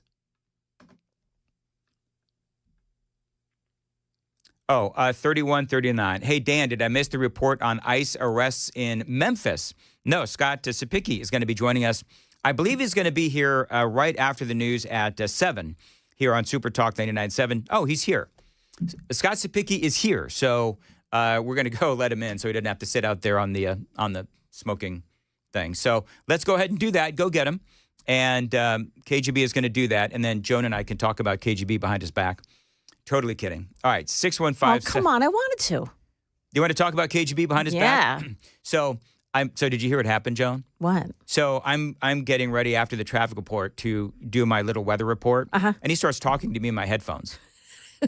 So I completely missed my cue. And then on the radio, we've got like 3 or 4 seconds of dead air because I have no idea what's happening on the air. That was all his fault. It was his fault. Yeah, I know. But whatever. And now here I am spending my valuable time talking about it. So we'll just move right along. Anyway, yeah, it appears that most folks. Are you watching the super text line, Joan? Oh no, I'm not. Yeah, Should I be? There are a lot of people upset with Governor Bill Lee because, and I think that they agree with me that the governor just is not leading on this. You know what it feels like? It feels like the mayor of Nashville, Freddie O'Connell. I feel like he is leading on this topic. And not the Republicans, not Governor Bill Lee. So we'll continue to talk about this. I love that. Yeah, right. Lena, hold on. Lena says that, remember, Governor Bill Lee is the governor that allowed the planes of illegal immigrants flown in here. Mm-hmm. He's not as passionate as we are. Exactly. So we're all passionate about this. And we'll continue to cover this and a whole lot more. Scott Sapicki has just come into the studio. I've been practicing your name all morning long. Because last time you were here, again, I shanked it. So odds are that I'm probably going to screw it up at some point. But looking forward to our conversation about Memphis coming up after the news at 7 right here on Super Talk 99.7 WTN. Joan Jones, of course, has the news at 7. And Joan, what do we got coming up? Yeah, things aren't looking so good for peace talks between Russia and Ukraine this morning. Also, if you've ever wanted to bypass construction barrels to get moving in traffic, you're going to want to hear what happened to somebody in West Tennessee yesterday. Those stories and more coming up at 7 o'clock on Super Talk 99.7 WTN.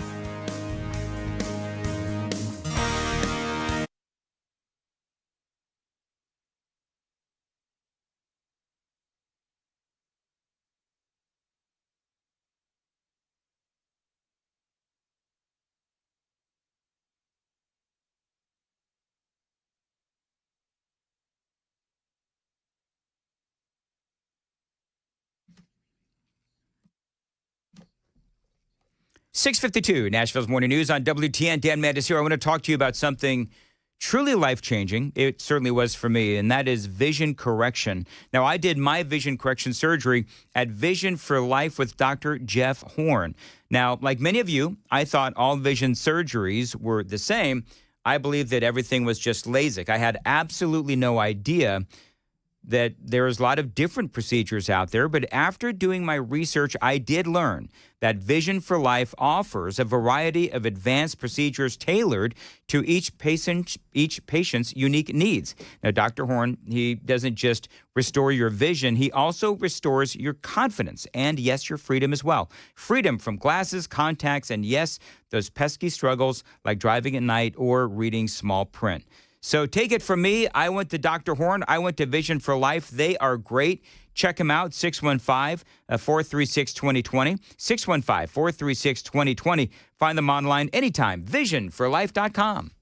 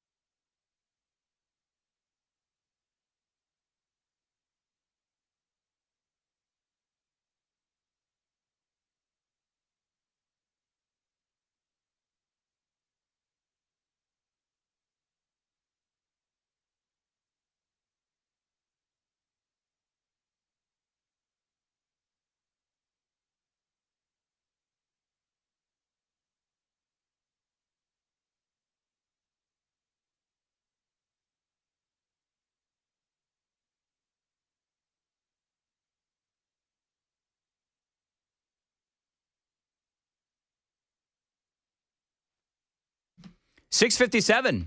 Nashville's Morning News on Super Talk 99.7 WTN. We got lots going on and lots to speak about with State Representative Scott Sapicki coming up. And Joan, we have a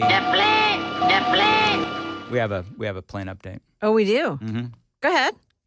Well, the update is there is no update, except this was a conversation on CNN. Of course, everybody's favorite Scott Jennings, and he's talking to Abby Phillip about this insanity about the plane. The United States Constitution would like to have a word. That's why people care. Yeah, right? people care because of the the reason that that's in the Constitution is to prevent the president of the United States from accepting things that are being perceived as bribes. What is the national interest The goal of the this trip is not to get a giant gift that he can say belongs to him as president, but then he takes with him when he leaves the office. Abby, you have to distance yourself from Trump derangement syndrome. It's irrelevant to policy. It doesn't matter. Okay, what matters Kevin, is, why are all these AI guys have on this you trip? heard of the emoluments clause? Wait. Why do you have all the leaders? Kevin, no, seriously, it's a serious question. Have you heard of the emoluments clause? Do you understand that is in the Constitution? He doesn't. No. And do you understand that even if you think that maybe it might be okay, how many fairies dance on a pin does not do policy. All right. So that is the big debate on CNN. And, didn't we, Joan, we talked about this yesterday. We spoke about this yesterday, where they're not giving it to Trump. They're giving it to the Department of Defense, are they not? Yes. Well, yes. Yeah. So, Department of Defense would have to go at it, tear everything out, right. Retrofit the whole thing, it's exactly make sure there's right. no bugs, Right. Well, that's exactly right. And here's the other thing that I would say, and I liked what Kevin O'Leary had to say, which is, Abby, why exactly is it that all of these AI guys are going on this trip? It is because of the fact that he is making massive deals, and he's in the United Arab Emirates today making a massive deal with them regarding NVIDIA chips. How much sleep do you think he's gotten in the last week? But it doesn't a lot. matter. He still functions like the best functioning mind you know. I can't. Very little sleep. I just don't know. I just need my sleep. I can't do that. No, I get that, KGB, but where Donald Trump can sleep. He can sleep on the plane. That was actually pretty good. I'll give you that one. I'm going to give you Come on, man. tip You of got the to cap. give it up. I'm giving you tip of the cap. That was not bad. 7 o'clock on WTN.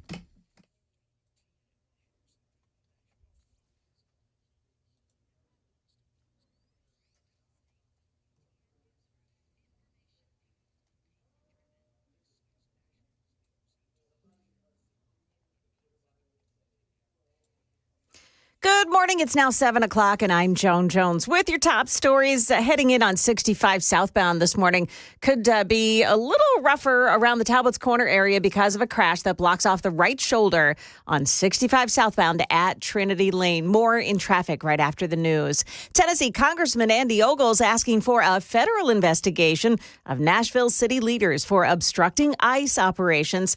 That announcement at a House committee hearing with Homeland Secretary Kristi Noem, who said that Mayor Freddie O'Connell's actions are harmful to ICE agents. It absolutely makes them much more vulnerable to a situation to which their lives could be in jeopardy. O'Connell instructed Metro Police to report any interactions they have with federal authorities to him. And he also issued an executive order to track ICE operations. Well, things got heated on Capitol Hill yesterday when Health Secretary Robert F. Kennedy Jr. answered questions from lawmakers about whether he recommends that children get the measles vaccine and other talking points that Democrats have claimed. Kennedy also disputed a claim by Senator Patty Murray, who said a cancer patient's clinical trial at the National Institutes of Health may be delayed because of a reduction in staff, also referred to as a RIF. The patient was medically ineligible for that trial. None of our clinical trials were shut down because of the RIF. That's Christine Cordero from ABC reporting. Now, in his opening remarks, Kennedy said the solution to the health crises in the U.S. is not throwing more money at it. Well, it won't be Vladimir Putin, but one of his aides that will lead a delegation in peace talks with the Ukrainian negotiators in Turkey today. The absence of Putin No surprise to President Trump. But I wasn't planning to go, and I said, I don't think he's going to go if I don't go, and that turned out to be right. U.S. Envoy Steve U.S. Envoy Steve Witkoff and Keith Kellogg, as well as Secretary of State Marco Rubio, they will be traveling to Istanbul for the talks. Cell phones will now be banned for the entire day at Kentucky's largest school system. The action from the Louisville School Board came after a survey that showed 60% of teachers and 30% of parents support the ban. It goes into effect in the fall. And TDOT says when you see those orange barrels blocking off an area of roadway, they do that for a good reason. And a driver in West Tennessee found that out yesterday. He drove his work truck with a trailer attached to it around the barrels and right into wet cement. TDOT posted photos of that truck stuck in about a foot of cement. The driver got several tickets. Not clear how they got that truck out of that mess. And by the way, I did post a picture of that on my X account this morning. You can go there to check it out. Market Numbers Report brought to you by Beacon Capital Management, online at beaconcm.com. Stock futures trending lower after Walmart beat its first quarter earnings expectations, but said it'll begin raising prices because of tariffs sometime next month. Dow futures are down 146, NASDAQ futures minus 120, and the S&P futures down 25. That's the latest news. Traffic and weather next. I'm Joan Jones, WTN News.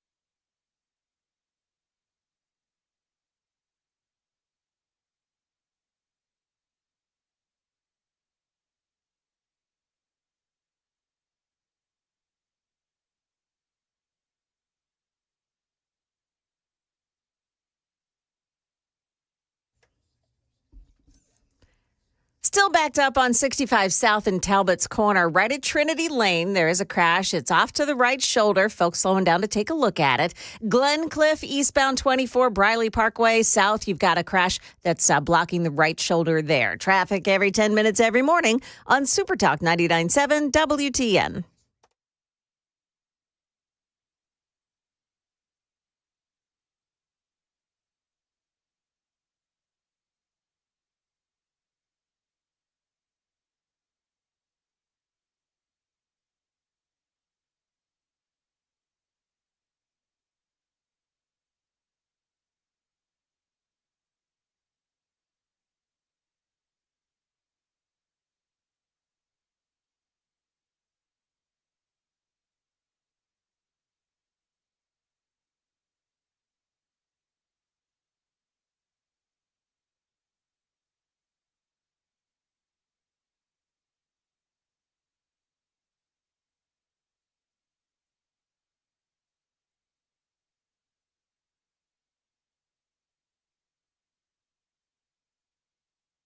.706 Nashville's Morning News on Super Talk 99.7 WTN. Welcome on in to Nashville's Morning News, and State Representative Scott Sapicki joining us in studio. All right, so Scott, we got a lot going on, and so in our state. Hey, can I start off by saying the new guy at 3 o'clock is doing a heck of a job. I mean, I wish Matt all the best in the world. Yes. But this new guy you got, clean cut, clean shaven, haircut, the whole wearing thing. a suit and coat. Lost a lot of weight. I mean, wow. I mean, Matt was good, but this new guy, it's fantastic. Really good guy.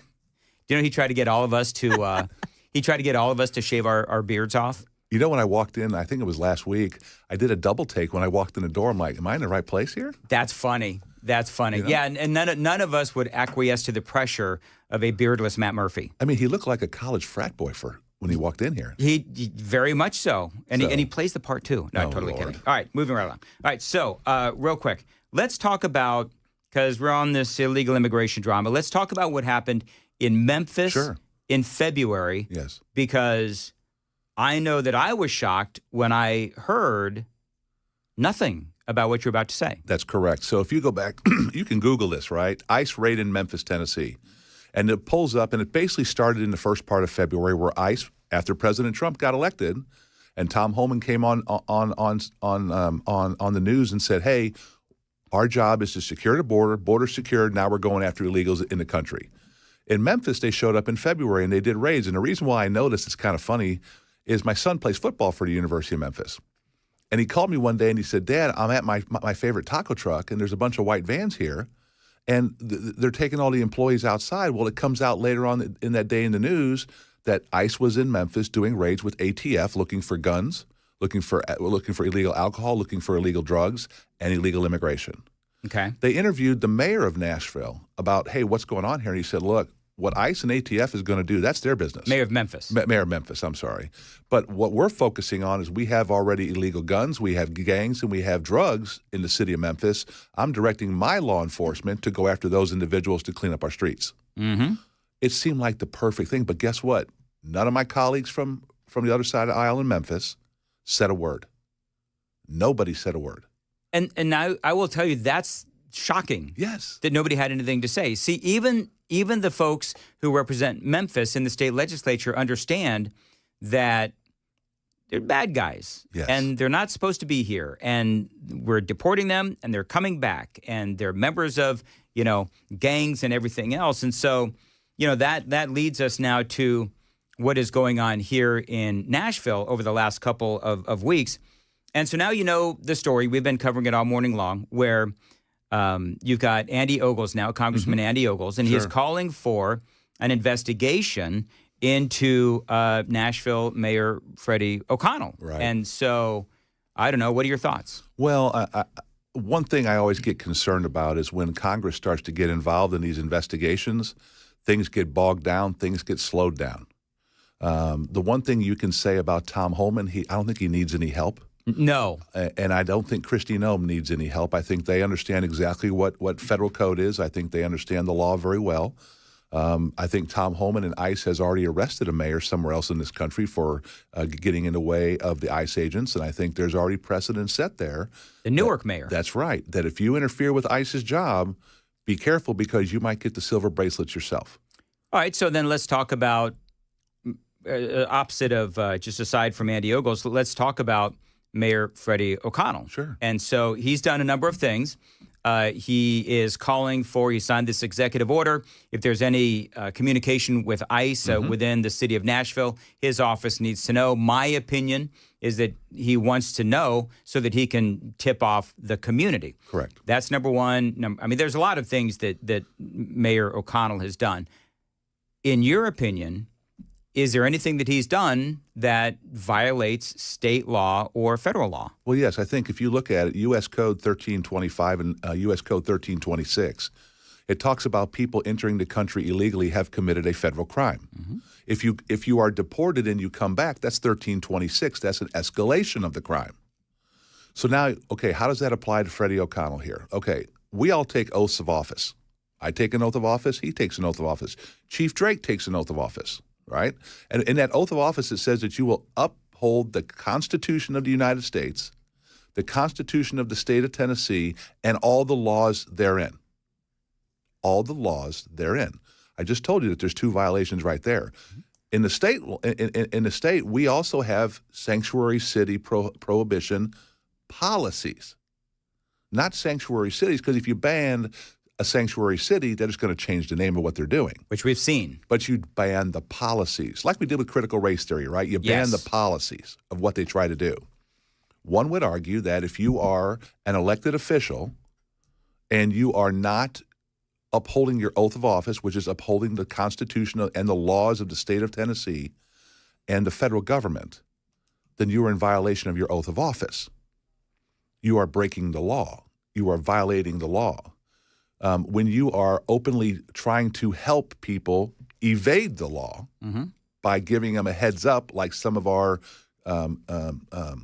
city council members and our representatives were doing. Afton Bain and Sandra Sepulveda. By trying to tip people off of, hey, here comes. It's like the old thing when you're driving down the road and there's a speed trap and you're flashing your lights to people coming on.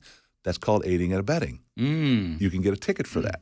Okay. So what's the next step here, Dan? Yes. I think we've clearly set forth that there is some questions that need to be answered. Who's going to answer those questions for the people of Nashville? That's Glenn Funk, the district attorney.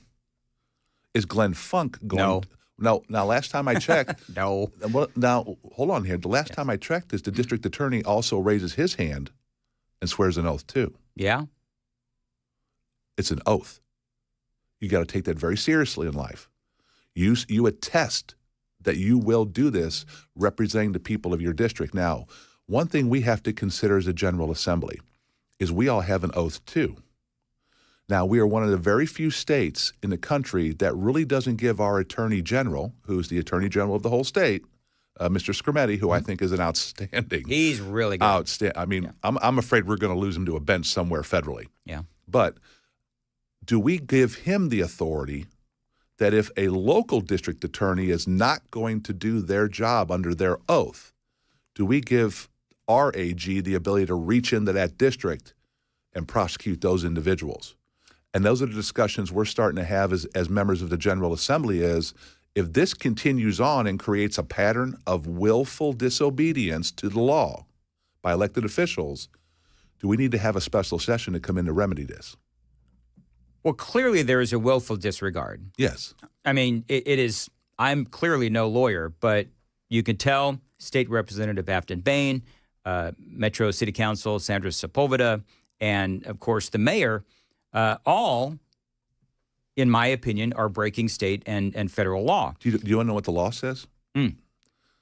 Elected officials violating laws can face criminal charges, specifically federal law under 18 U.S. Code 242.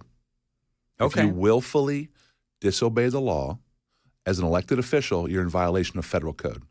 And you swore an oath to uphold what? The Constitution and the laws therein of, of the federal government. So Glenn Funk won't do anything. We don't know that yet. Okay. He should have the opportunity. Okay. So how long do you give? Because I want to make sure we didn't bury the lead here.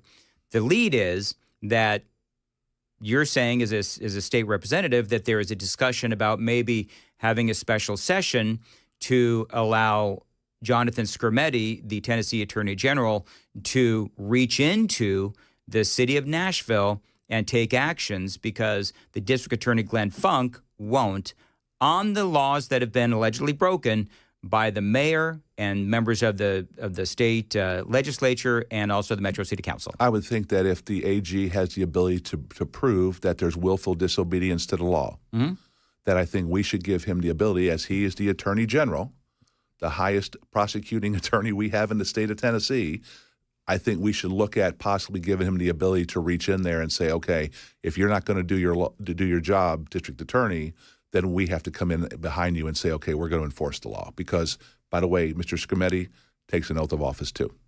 7:15, time to check the roads on WTN.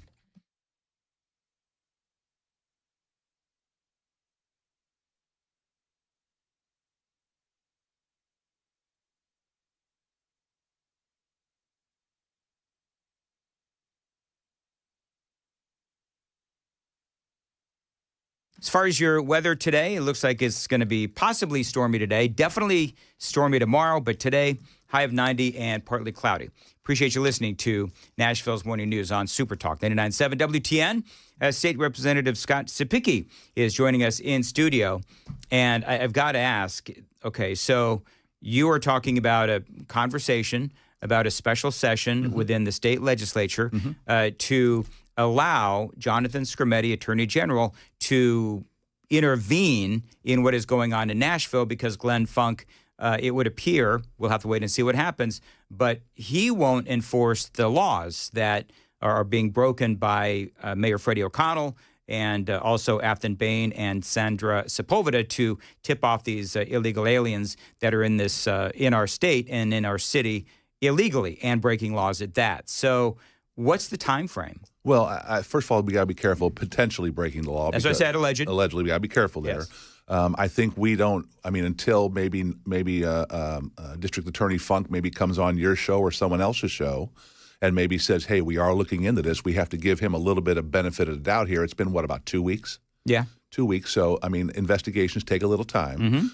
Maybe he is already investigating this and trying to figure out, hey, has there been willful disobedience to the law? Have elected officials broken their oath of office? Are they in violation of state or federal law, right? And giving District Attorney Funk a little time here to try to figure this out. But I think there reaches a point in time is if this keeps escalating, and I'm sure ICE is not going to stop in Nashville. Right. Is this going to happen in Knoxville? Is this going to happen in Chattanooga? Is this going to happen in other places in Tennessee? Are we as the General Assembly going to have to step in here and say, okay, hold on here. We're all elected officials. We all swear an oath. There's no disclaimer at the bottom that says I get to pick and choose what laws I'm going to follow and which ones I'm not. So, are we going to have to intervene here? Is it prudent to the people of Tennessee would they like to see their General Assembly step in here and give our Attorney General the ability to follow the law? Those are all questions that we have to ask. Now, members are starting to have some discussions on this. I've gotten a couple phone calls from very conservative members of the General Assembly. Sure. And that's normally where stuff like this might start. Right. More strict interpretation of the law. And then we see. Now, remember, if we call a special session through the General Assembly, it's 2/3. Yeah. Okay, that's a high threshold. And it should be a very high threshold. It should be. Should be. The governor can very simply call it in. Now, I don't know if the governor wants to do this. That's a conversation for Governor Lee that you'd have to have with him and his staff. Right. We just got done. The ink isn't really dry on a lot of these bills. We're working through, and we got school choice kicking off today at 12 o'clock. We've got a lot of stuff. We got into course with education going on, all the new criminal justice laws. We've got fentanyl problems. We got human trafficking problems in the state of Tennessee. There's a lot of stuff going on, and we have to figure out where this all fits in for us. I think it is a big deal, and you said ICE is not going to stop with what they're doing. I think it is. Do you think they are? No. I think they got a guy in Washington that says we're going to fix this. Well, that's exactly right. And I don't know if you heard when you were coming in, but the Tennessee Highway Patrol has come to an agreement through one of these 287Gs to form a partnership, I guess, with ICE. I mean, that tells you where this is going. Well, that's, and that's odd you bring that up because I was talking to Tennessee Highway Patrol yesterday about this, about the 287G program with locals partnering, doing a memorandum of understanding with federal law enforcement to help in immigration enforcement. And there are some grants for our local police departments and to pull down from the federal government to help with cost. As you can imagine, it's going to have some cost to it. But for a longest time, I think it was 13 years, that the federal government just stopped the 287G program with memorandums of understanding. And now all of a sudden they're back engaged in it. It matters who leads. Absolutely, it matters who leads. And I think it's great. Is there anything that we can do about some of these organizations that they're tax-exempt organizations that are clearly, they're paid through grants from the federal government, our taxpayer dollars, goes from the federal government back to the state, where they are, again, tax-exempt organizations, and they are advocating for illegal aliens. They're advocating for, in my opinion, of course, obviously we know, you've got gang members and all that kind of stuff here. Is there anything that there can be some sort of a state oversight on who ends up getting these grants? Well, we did. We did put – we just passed a bill, House Bill 811. It is increased accountability for organizations housing criminal illegal immigrants. So if these 501c3s are caught harboring illegal immigrants and profiteering from it through grants, then that is in violation of state code now. How about, and you said profiteering, and I get that. I'm going to take this in a slightly different, more gray area kind of a thing. So, okay, maybe they're not profiteering from it, but they are they're using a federal grant. Yes. To help aid and abet these illegal aliens who are here, and they're trying to help them utilizing taxpayer dollars. You mean like paying for legal fees? Yeah, exactly. You mean like maybe giving them money for food? Yep. You mean like maybe giving them housing? Housing, shelter, arranging all of these kinds of things. Maybe helping them avoid ICE? Yeah. I think that'd be in violation of state law, don't you? Sounds like it to me. Which means we have to determine whether or not our district attorneys are going to uphold their oath of office and enforce the rule of law. Because without the rule of law, we're no better than anybody else.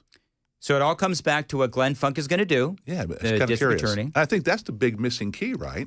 We've been talking about Freddie. Yep. Or I shouldn't say that. We've been talking about Mayor O'Connell. Yeah. Okay. We've been talking about Representative Bain and others like that. We've been talking about city council members, right? I've heard Chief Drake's name come up. The question is, okay, we need to start focusing on who enforces the law when elected officials break the law. It's the district attorneys. I think the next question we have to start shining light on is, okay, in Memphis or here in Nashville, District Attorney Funk, what say you? Because if you took an oath of office to uphold the Constitution of the United States and the state of Tennessee, and you're not honoring your oath, who enforces you? Yeah. And I think that's where we may have to have a conversation. That's the Attorney General. Yeah. All right. Is there anything else? We're almost out of time. Anything else that we're missing on this? Don't forget, folks, we got school choice kicking off today at noon. Yep. Now, we do have something built in there from the department. It'll create a queue. So to prevent the server from collapsing, because they've already monitored, I think, over 120,000 hits on the website gathering information.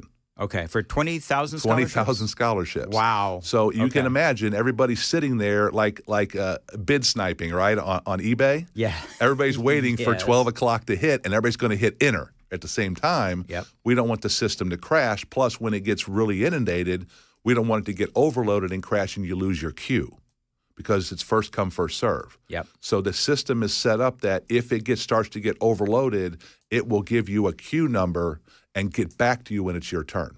Okay, so that makes a lot of sense. And keep you in line. Okay, very good. But folks, are you nervous? Always on kickoff. Yes. Okay, fair enough. I've talked to the commissioner and her staff. They are ready to go. They've put a lot of time and effort into this. We are hoping everything goes smooth because there's a lot of kids' futures that are depending on this to work properly.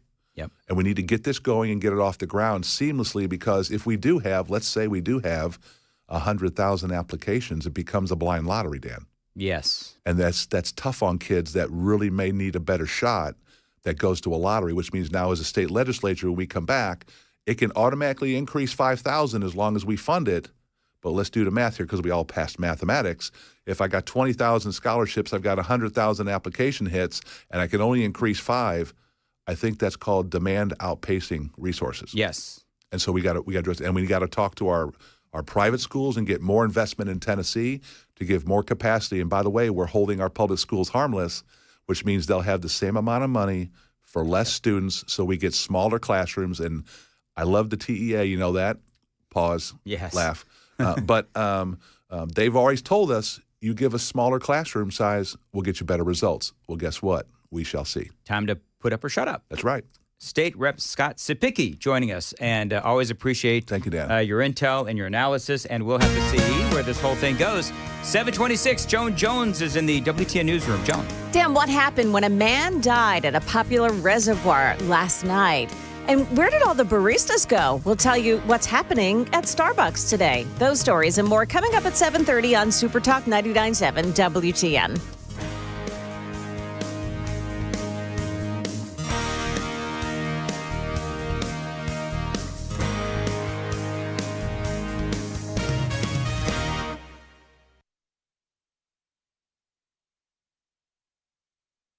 726 on WTN. Dan Mendes here. Now, let me tell you something. If you don't have any plans for Saturday, May 31st, you do now, because that is when the Glock Store's 5th annual open house is happening. And by the way, if you do have plans, you got to cancel them. I'm just saying. Now, every year, the Glock Store, they throw open the doors and they welcome all of Nashville to come on in and join the fun. They've got incredible raffles. They'll be doing that again this year. You can win all kinds of, gear, bullets. Somebody might even win a Glock. Deals so good. By the way, you've got the raffle. There's also incredible deals, and you've got to be there to believe them. They've got a Burrow Bullets blowout that is going to be going on as well. I've been to the previous 4, and I got to tell you, I had the time of my life. You go to this one, and you might walk away with some sort of great gear. You might walk away with some bullets. But the deals, they are aplenty. Check them out. They've got websites. They've got actually 2 websites, shoot270.com and glockstore.com. Save the date, Saturday, May 31st. It is their annual open house. They've got raffles. They've got all kinds of vendors as well. Find them online again, shoot270.com and also glockstore.com.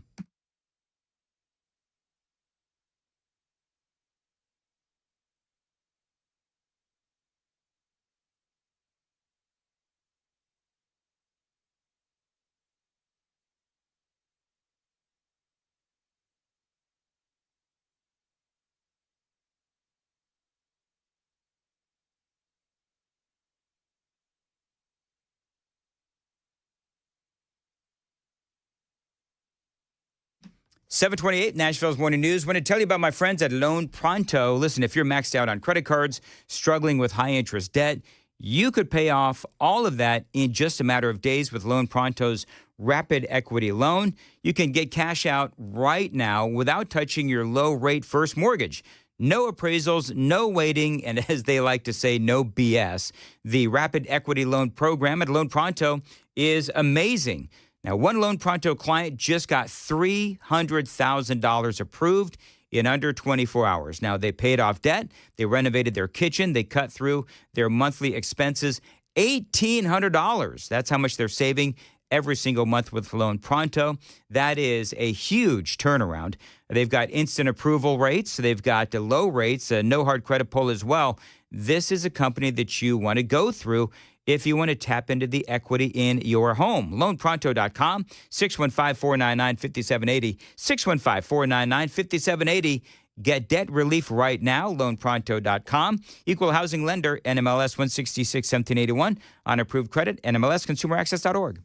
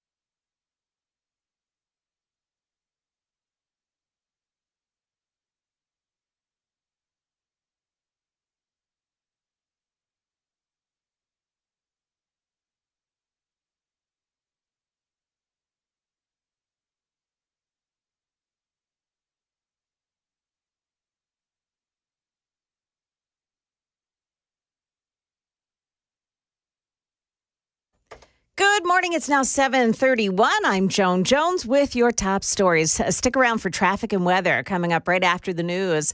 Tennessee Congressman Andy Ogles calling for an investigation into Nashville leadership for obstructing ICE operations in the city. Ogles telling Homeland Security Secretary Kristi Noem he thinks Mayor O'Connell broke laws in his response to ICE traffic stops. I will be asking the Committee of Homeland Security and Judiciary to be looking into the mayor of Nashville and any collusion or impeding of federal authorities and conducting their work in the city of Nashville. Yeah, so what exactly did he do? Here's Channel 4's Lydia Fielder. Last week, Mayor O'Connell issued an executive order aimed at tracking interactions with those federal immigration authorities after city leaders say they were not aware of the traffic stops happening between THP and ICE. Other news of the day, the Tennessee Wildlife Resource Agency confirming that a man died last night at Dale Hollow Reservoir. Here's Channel 4's Amanda Hara. Wildlife agents say that Roger Howell, who's from Overton County, was slumped over the steering wheel and then fell into the water. People who were nearby were able to pull him out, but he died at the hospital. It happened just after 6:30 last night. More than 1,000 Starbucks baristas at 75 stores are striking over the company's new dress code. The new dress code mandated by Starbucks requires baristas to wear a black shirt and either khaki, black, or blue denim bottoms. As it was before, the employees could wear a broader range of dark colors and patterned shirts. Starbucks says the new rules would make its green apron stand out and create a sense of familiarity for customers as it tries to establish a warmer, more welcoming feeling in its stores. But the Workers United Union says the dress code should be subject to bargaining. Dave Packer, ABC News. Stock futures pointing down this morning with the Dow losing 158 right now. That's the latest news. Traffic and weather next. I'm Joan Jones, WTN News. Thank you, Joan. Appreciate it. 7:32 on Nashville's Morning News. Listen, I've been telling you for years about USS, United Structural Systems. They are experts in waterproofing, concrete leveling, and foundation repair. Now, this is a great company. They've helped me several times with my home, and that is why I proudly endorse them. Now, listen, we're supposed to get rain today, maybe tomorrow. Actually, definitely tomorrow, maybe today. We'll have to see what happens. But with all this rain, you've got to go down into your basement and check out your basement and that crawl space as well. Because if you see moisture, if you see rain, if you see water down there, you've got problems with your waterproofing. USS can help you straight up. They've been at my house several times. They always do great work. I'm one of 30,000 satisfied customers. Listen to this recent review on Google. Guy says that USS was highly professional. The crew was phenomenal from start to finish, and they treated his home as if they were working on their home. And he does give USS 5 stars all the way, and so do I. We guarantee our best. Call USS at 615-488-7855. 615-488-7855, USSTN.com.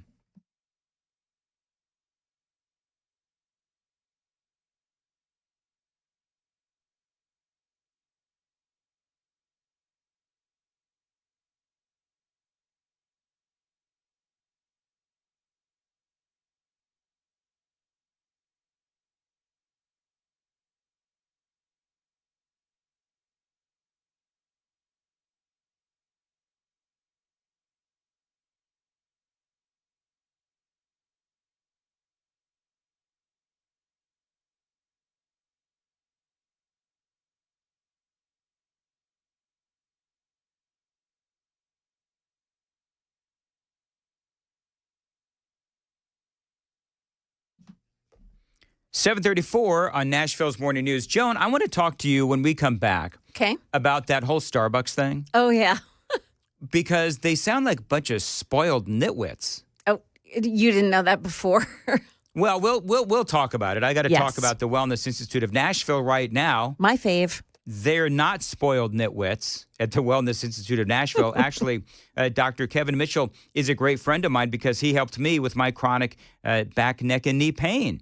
Now, listen, if you have been sidelined with that chronic back, neck, and knee pain, check out my friends at the Wellness Institute of Nashville, Dr. Kevin Mitchell. I've been a client for over 10 years. I've never felt better. Now, I arrived in Tennessee 11 plus years ago. I went through spinal decompression therapy for my chronic back pain, and it really did help me a lot. Every once in a while, I do need an adjustment. Dr. Mitch fixes me right up, and right now they've got a great deal going on. The Wellness Institute of Nashville, they're offering the Big 47 offer in honor of our 47th president. 47% off spinal decompression. 615-246-5009. 615-246-5009. Painisbad.com.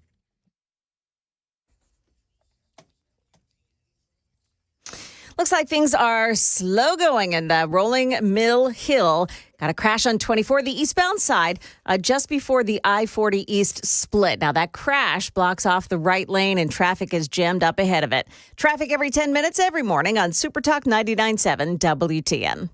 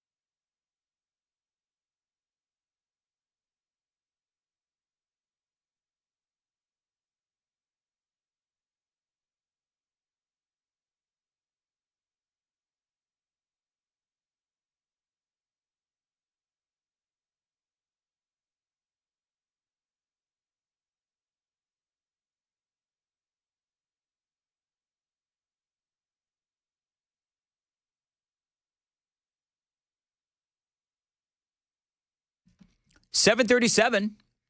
Nashville's Morning News. I'm feeling a little awkward there, Joan. And why is that? Well, because I don't know if anybody's actually invited me to that little shindig that they're having here at the station. There's a shindig? I just heard a promo about some sort of a remote, and I think my invitation got lost in the mail. Oh, it probably did. I'm sure it was not intentional. I'm sure Yeah. that I'm welcome. My name, after all, was on the promo, but nobody actually told me when or where it was. So, also, by the way, I'm being called to task and on the carpet. Okay. Hopefully it's a clean carpet because of Zero Rust. Thank you. Because during my Glock store ad, I said if you have plans for the day of the Glock store's open house, you should cancel them. Mm-hmm. I say these things in jest. So some snarky person said, "Are you canceling your Disney cruise?" Because I can't be there. Oh, yes. First of all, it's not a Disney cruise. And no, I'm not. You know why? Because I have a wife that would divorce me if I did. So there is that little thing, too. You sound defensive about the whole Disney thing. Were you here last year? Last year, I went on a cruise, and it wasn't a Disney cruise. And Murphy's show got everybody all worked up saying that I went on a Disney cruise when I literally avoided Disney. Yeah. And everybody accused me of going on a Disney cruise. So whatever, but it's all good. It's all fine, well, and good. By the way, I like 4702. You want to know what 4702 said? Ever my fan. Dan, you owe Scott a big hug. He made you shine in that interview. Oh. Whatever. Hey, he just came in and, said hi on his way out. He's the tallest man. He's a very big guy. That's why I refuse to have my picture taken with him. I think that's probably a good plan. Yep. Unless you're standing on something, then you could kind of fake it. There is that. All right, real quick. So can we talk a little bit about the whole Starbucks thing? Yeah. So all they want to do is, all Starbucks wants is them to wear like black shirts and khakis. Yes. Why is this a big deal? Because they say that this is like a violation of their union rights, that if Starbucks wants to do that, they need to go through the union in order to do it. And all Starbucks is saying is, hey, look, we're on a refresh right now. We're trying to make our green aprons pop so that people are like just visibly aware of who's doing what. Mm-hmm. I mean, it's not, they didn't ask them to spend extra hours or, go out and buy pieces of uniform without No, it's so silly. They provided them the uniforms. Yeah. And it's like, okay, so they do. And I hope they don't spit in my coffee this morning, but they just sound a little spoiled. Now, I don't believe that this is probably, some of the folks that work at my Starbucks where I go, because they're all very nice. And I see them wearing the new uniforms, and they're all very chipper. Yeah. They're actually writing on the cups now, I know. They're it's paid the to be chipper, by the way, silliest. Dan. Yeah. That's all right. That's all right.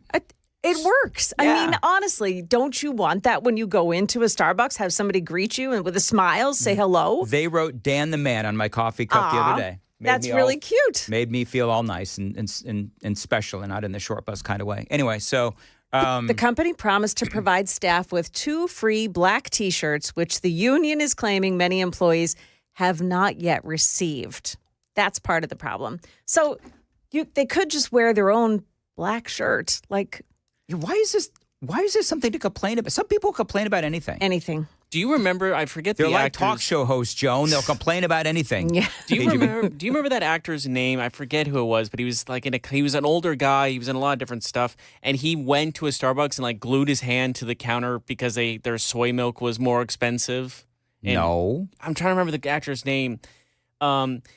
He was like in iRobot. I'm going to look him up because I remember vividly he was like one of these protesters, and because soy milk or whatever, like non-dairy milk was so more expensive, they protested inside the building, and he made this big like emotional speech, and I'm like, get a life. The reality is that Starbucks needs some help. They do. They are losing a lot of money, and if they And I, by the way, I don't believe this is going to do anything to help Starbucks, enforcing some sort of silly dress code. But if they think that it'll work and you value your job, then you wear the black shirt. And if you don't, you quit. I had an old boss, and he used to always say, "You're going to quit and protest?" That's what he would say. You're going to quit and protest? You can complain all you want, but bottom line is we can gnash our teeth about this for the next 4 hours. But if you're not going to quit and protest, then go do your job.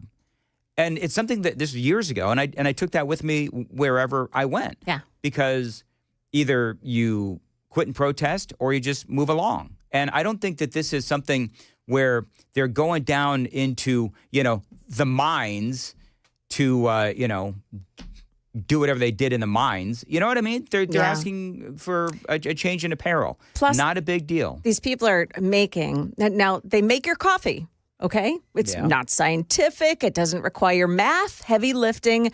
They're making coffee. And their wage and benefits package averages more than $30 per hour. And you know what else? Come on, people. Starbucks gives them manager training. Yeah. Starbucks does scholarships. And I'm not doing a commercial for Starbucks because, people are going to be like, "Oh, man, it's your commie." Do you know what's so funny? I was in Starbucks, I don't know, a week or two ago, and a guy walks up to me and says, "Oh, Mandis, you enjoying your commie coffee?" Commie coffee. And he was joking because he had a cup of I was in Starbucks. So I said, "Yes, I see that you're enjoying your commie coffee too." Yeah. It's very funny.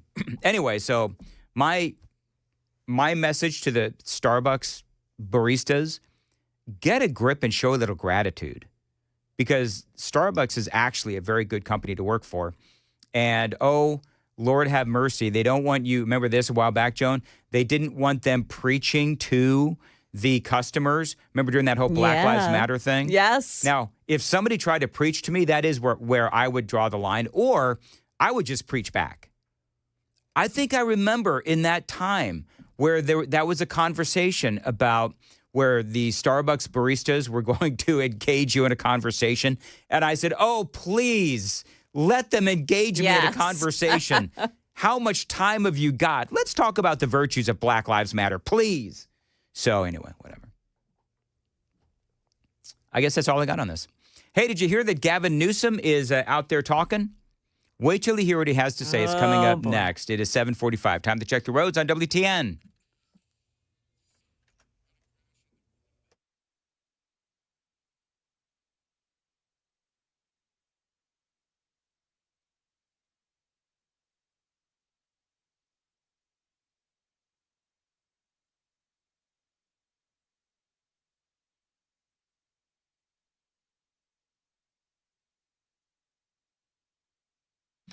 As James Cromwell, I found who KGB was talking about, that glued his hand to a Starbucks.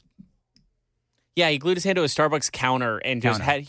But instead of saying the speech off the cuff, he had a written paper, just looking at it and reading it Right. But that seems so disingenuous to me. If you're writing it down, and just looking at the paper, saying the speech. Mm-hmm. If Martin Luther King did his "I Am a Dream" speech, which he kept looking down at his paper and not up to the crowd, that doesn't hit as hard. 2847 says that I don't understand union contracts. Here's what I know about union contracts. The one time that I was involved in a union, sold us all right under the bus, just threw us right under the bus, sold us down the river, whatever you want to say. So, yeah, I'm not a big fan of unions, to be honest, but whatever. You know what? I will tell you that I do believe that Starbucks is a pretty good company to work for. So, but whatever. That's what they want to do. That's what they want to do.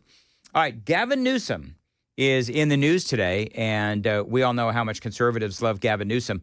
This is what the governor of California has to say. His tone-deaf tour is what I call this. And I am just, on behalf of the taxpayers of the state, I'm not interested. I'm just not, as a taxpayer, not just governor, I'm not interested in funding failure anymore. I'm not. I won't. So Gavin Newsom is no longer interested in funding failure. So his state of California has been a complete failure under his watch as a mayor of San Francisco. I believe he was lieutenant governor as well. And, of course, as a governor of the state as well. He has been all about funding the failure of California. Now, suddenly, now that he's thinking of running for president, he's become like the conscience of the Democrat Party, the voice of reason, if you will. He's being seen as like the moderate. And so he is calling them out now. California, realize he's the governor. He is calling them out now because of the fact that they can't seem to solve the homeless issue. Time to do your job. People are dying on their watch. Dying on their watch. How do people get reelected? Look at these encampments. They're a disgrace. How do people get reelected? Gavin Newsom is actually asking that question. Been there years and years and years and years. I've heard that same rhetoric for years. People are dying. Kids are being born. Overdoses. How do people get reelected? So again, I can't. Is that just oblivious? I can't help but point out the irony in his statement. How do people get reelected? I have no idea, but didn't he survive at least one recall attempt? Recall? Yes, he did. Was there one or two, Joan? That's a good question. I don't remember. By the way, again, he's talking about local municipalities in California not being able to handle the homeless issues in California. But let's not forget, as the mayor of San Francisco, despite his attempts, homelessness went up. And guess what?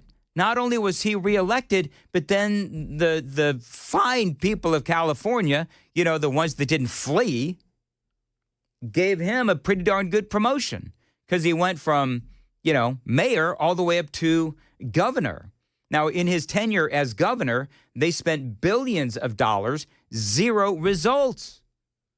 As a matter of fact, remember this. I shared this with you. A 2024 state audit found that California couldn't even track the effectiveness of the $24 billion that they spent on the issue of homelessness. Yet Gavin Newsom is like, how do people get reelected? I don't know, dude, look in the mirror. Ask your constituents. Ask them why they keep voting for a failure like you. So now what he's trying to do is Gavin Newsom, he's trying to leave it to local municipalities to start banning encampments. And so part of what he wants to do is that if there has been an encampment for 3 days in one location, he wants the encampment and those people forcibly removed. Also, he doesn't want sidewalks blocked. Public spaces cannot be blocked either. Bike trails cannot be blocked with these encampments. Governments, local municipalities have to offer shelter and services before removal. And yes, they're spending millions of dollars on this new project as well. And again, Newsom is calling out the local municipalities. I met a young man, literally, was out there doing Project Homeless Connect, reaching out near the 405 freeway. I found out the next day he was dead in the name of compassion. Yeah, people are dying. That is true. The Democrats will always tell you that it's always about compassion. And they'll tell you that they are the more compassionate party out of the Republicans versus the Democrats. But is it? Is it all about compassion? Because it seems to me with the Democrats, whether or not it's illegal immigration and being compassionate for illegal alien gang members who terrorize local communities, or these homeless people living under freeway overpasses, leaving them to rot in drugs and alcohol is not compassion. But in fairness to Gavin Newsom, how many of these folks actually want help? I think that's a fair conversation to have. There's no compassion in denying what the hell's going on in the streets and sidewalks. They need to step up. Enough of the rhetoric. I'm serious. Enough of the rhetoric. People are dying in this state. It is a disgrace. It is one of the principal reasons people are so angry. They don't trust politicians. They don't like what they see. I'm sorry to get so intense about it. It's a moral issue. They need to do their job. And if they can't do it, let me know. Just say we give up. And then we'll intervene. We'll come up with different strategies and different approaches. But I'm sick and tired of all the barriers and all the BS. So there you go. Gavin Newsom, suddenly he wants to be tough on homelessness. He is so obviously running for president. By the way, he is incredibly unpopular in the state of California. Even a lot of Democrats can't stand him. According to a poll released this week by the University of California at Berkeley's Institute of Government Studies, Californians hold a very mixed and highly partisan view of the job that Gavin Newsom is doing as governor. Newsom is approved and disapproved by equal percentages of voters in the state of California at 46% each.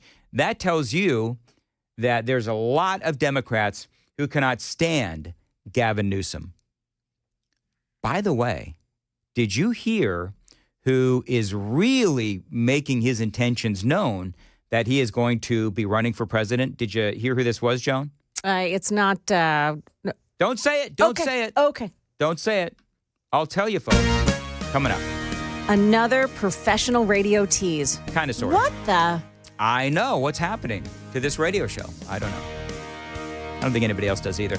Anyway, it's 7:53, and Joan Jones is in the newsroom, and she's got the news at 8. Yes, some strong storms are headed our way. We've got the latest from Stefano to tell you about. Also, Iran is signaling maybe it's ready to cooperate with President Trump's demands. We've got more on that coming up here at 8 o'clock at Super Talk 99.7 WTN.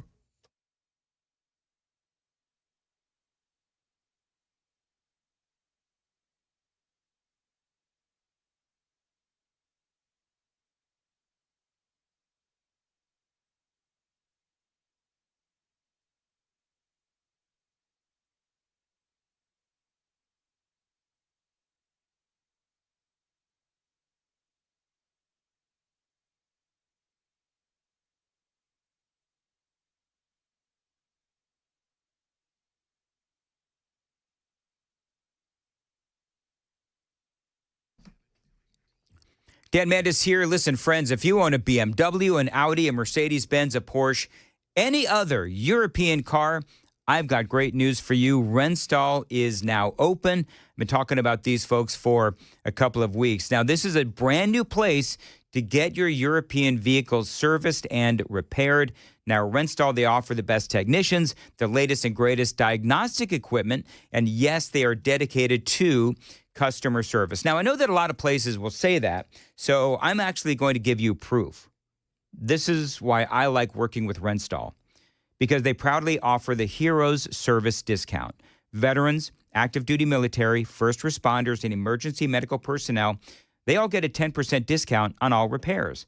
Now, I didn't serve, but I appreciate the fact that they're doing this for our first responders and our heroes. By the way, they also offer complimentary shuttle service and free Uber rides as well, immediate appointments, and a quick turnaround. So listen, if you own a European vehicle, that is what they specialize in, and they are conveniently located here in Nashville, located directly across the street from the Academy of Country Music, 5 minutes from Music Row, 2 minutes from downtown, and not really far from the airport. So yes, they are conveniently located, and if you need something done to your car, maybe you need a service, whatever it is, maybe you need a repair, call them and set that appointment right now, 615-777-7100, 615-777-7100. Love the website for Renstall. itrustmymechanic.com. itrustmymechanic.com.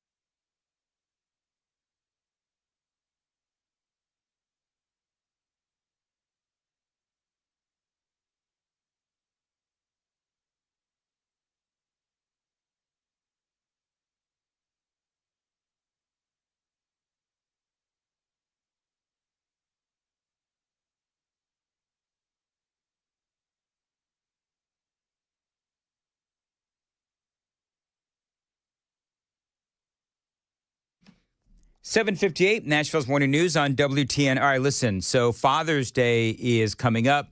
What about cufflinks? What about maybe a cool watch? My friends at Brentwood Jewelry, they've got all kinds of watches, all kinds of cufflinks as well. If you need a great gift for Dad for Father's Day. But Mother's Day is past, but if you've got a graduation coming up, maybe you've got a birthday, whatever it is, my friends at Brentwood Jewelry, they've got all kinds of great selections and prices as well. Prices for any budget. Brentwood Jewelry, earrings, necklaces, I mean, you name it, they've got it. Over 50 years, they've been proudly serving the Brentwood community with exceptional style and exceptional deals every single day. Brentwood Jewelry is a family-owned and operated business spanning 3 generations. They are deeply rooted in this community, and they are here to help you. The main thing that I love about Brentwood Jewelry, you walk in there, man, they've got flags everywhere. 7012 Church Street East, located in the heart of Brentwood, just off Franklin Road. Find them online anytime, BrentwoodJewelry.com. Exceptional style, exceptional deals every day for over 50 years.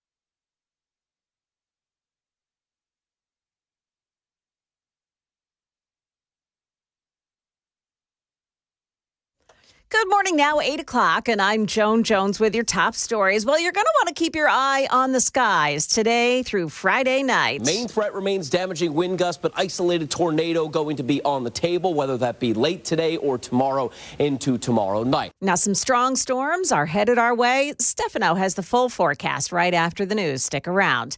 Iran is hinting that it may be ready to make a nuclear deal with President Trump. An advisor to Iran's supreme leader has told NBC News that Tehran was willing to make concessions on its nuclear program in exchange for the lifting of sanctions. President Trump continues to strike an optimistic tone about the state of play in the U.S. nuclear talks with Iran. His administration has engaged in 4 rounds of talks since early April, aimed at a deal to curtail Iran's nuclear program. The president withdrew the U.S. from a nuclear agreement with Iran during his first term in office. Mr. Trump said Thursday in Doha he thinks his administration is, quote, getting close. It's very simple. It's not like I have to give you 30 pages worth of details. There's only one sentence: they can't have a nuclear weapon. Karen Travers, ABC News, traveling with the president in Qatar. Meantime, the Supreme Court is taking up President Trump's birthright citizenship executive order today. On his first day in office, Trump signed an executive order that sought to limit birthright citizenship to the children of U.S. citizens.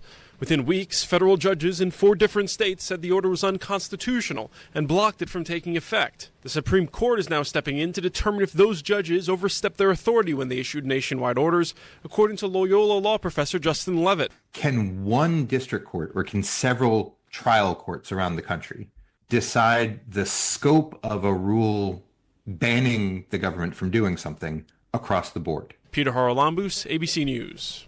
A former Army National Guardsman is behind bars, arrested just minutes before the start of what undercover agents said was going to be a deadly terror attack on a major Army weapons facility. 19-year-old Ahmad Saeed surrounded by FBI agents Tuesday morning. They claim he launched a drone to conduct last-minute surveillance on this base in the suburbs of Detroit, Michigan. The alleged plan, months in the making. A mass casualty attack in the name of ISIS, involving Molotov cocktails, assault-style guns, and armor-piercing ammunition. Authorities say Saeed thought he was conducting the attack with 2 ISIS radicals, but they were actually undercover FBI operatives. That's ABC Chief Justice Correspondent Pierre Thomas. Market numbers now brought to you by Beacon Capital Management, online at beaconcm.com. Stock futures trending lower now after Walmart beat its first quarter earnings expectations, but said it'll begin raising prices because of tariffs next month. Dow futures right now down 156. We've got NASDAQ futures down 113. S&P futures falling 25. That's the latest news. Traffic and weather next. I'm Joan Jones, WTN News.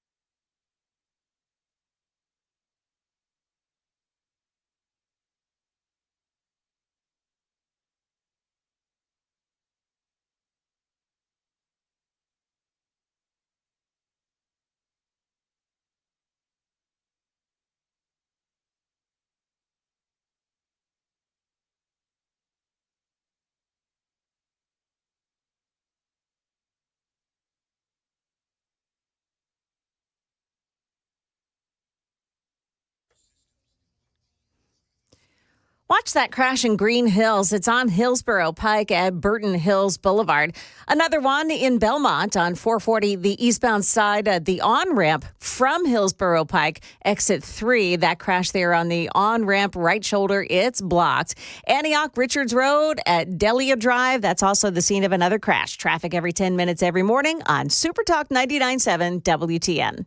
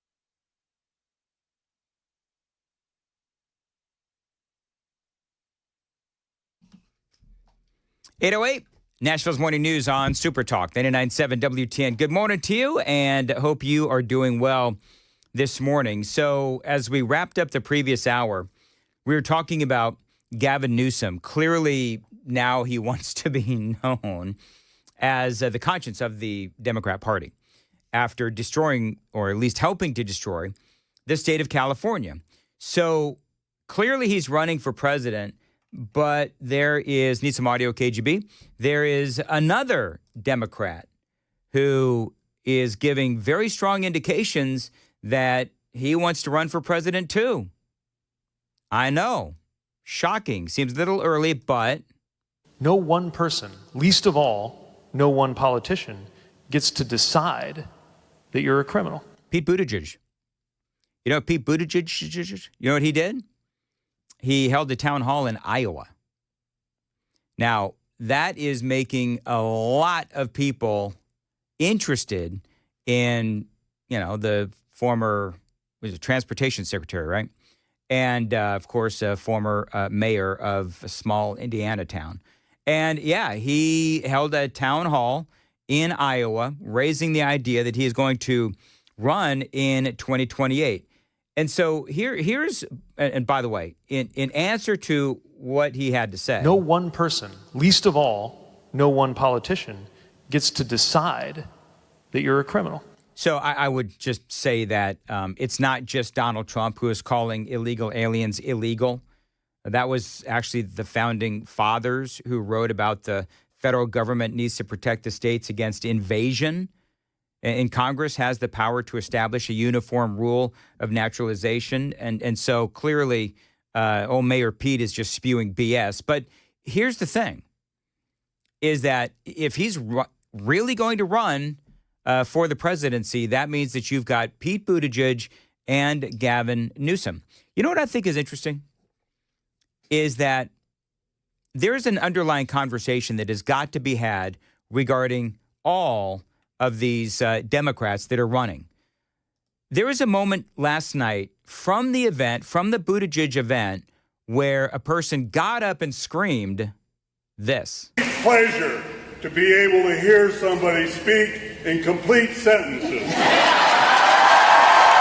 So obviously he's talking about Joe Biden and how Joe Biden could not speak in complete sentences.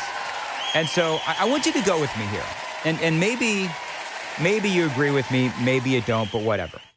But both Gavin Newsom and Pete Buttigieg both have said that Joe Biden was sharp as a tack and fit for office. They both actively lied to the American people. This was Pete Buttigieg during the time when we were all having those conversations. Look, when I'm in a room with him, it's a lot like what America saw on the night of the State of the Union address. You've got a leader who's very focused, knows what he cares about. Right. Okay. So that was Buttigieg lying to the American people. And then you had Gavin Newsom who said... I think he's cognitively strong enough to be president. I have conversations with him all the time, yes. I'm dead serious about that. So both of these guys who are giving signs that they're going to run for the presidency are on record as saying that Joe Biden was well enough cognitively to run for the presidency, to stay in the Oval Office. In other words, they lied.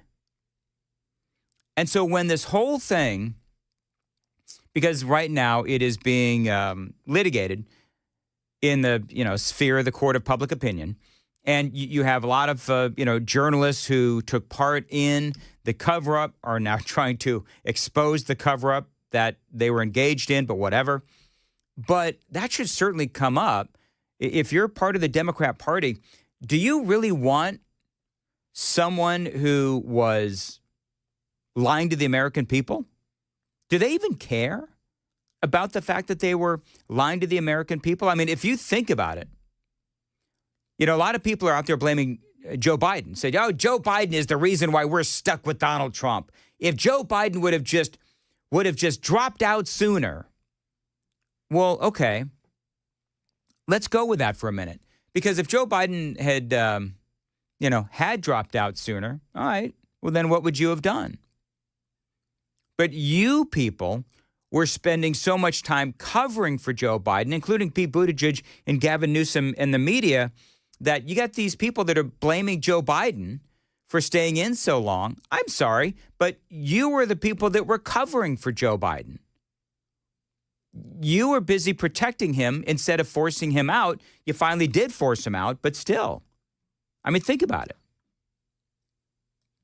But that's a long ways off. Donald Trump, he is continuing his Middle East tour, and I think that he has so many things, so many victories. People are calling this a historic trip. Of course, you know that he went to Saudi Arabia, he went to Qatar, and he's in the United Arab Emirates today. And he is coming back with, I mean, deal after deal after deal after deal. And the more that he takes these meetings, the more money and jobs we are getting and creating here in America. So yesterday, as you know, and he's in the United Arab Emirates today, but yesterday he did arrive in Qatar, and there was a lot of fanfare. I've got some of that and a whole lot more straight ahead. It is 8:15. Time to check the roads on WTN.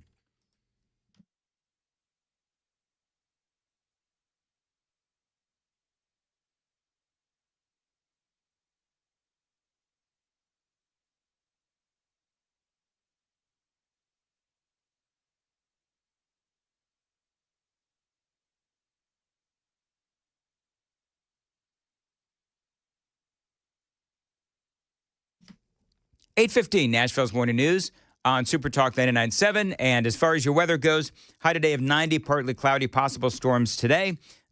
More of a possibility tomorrow. And I appreciate you listening to Nashville's Morning News. Joan, I don't know if you ever partake in this, but you know when you go to like a comedy show and you see the comedian in the middle of like a skit or whatever, and they're doing their stand-up act, and they start going back and forth with the audience? Oh, yeah. I find myself doing that, and I've got to stop. You mean here on the show? I'm going back and forth with some of the people on the super text line. Yeah. And like, for example, Sally. Uh-huh. I can't tell if Sally likes me or hates me, but I saw this message, and it comes in on the super text line, 615-737-9986.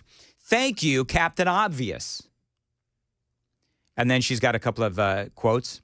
Clearly, he's talking about Joe Biden. A little snarky. Yeah. Little snarky there. But snarky's good.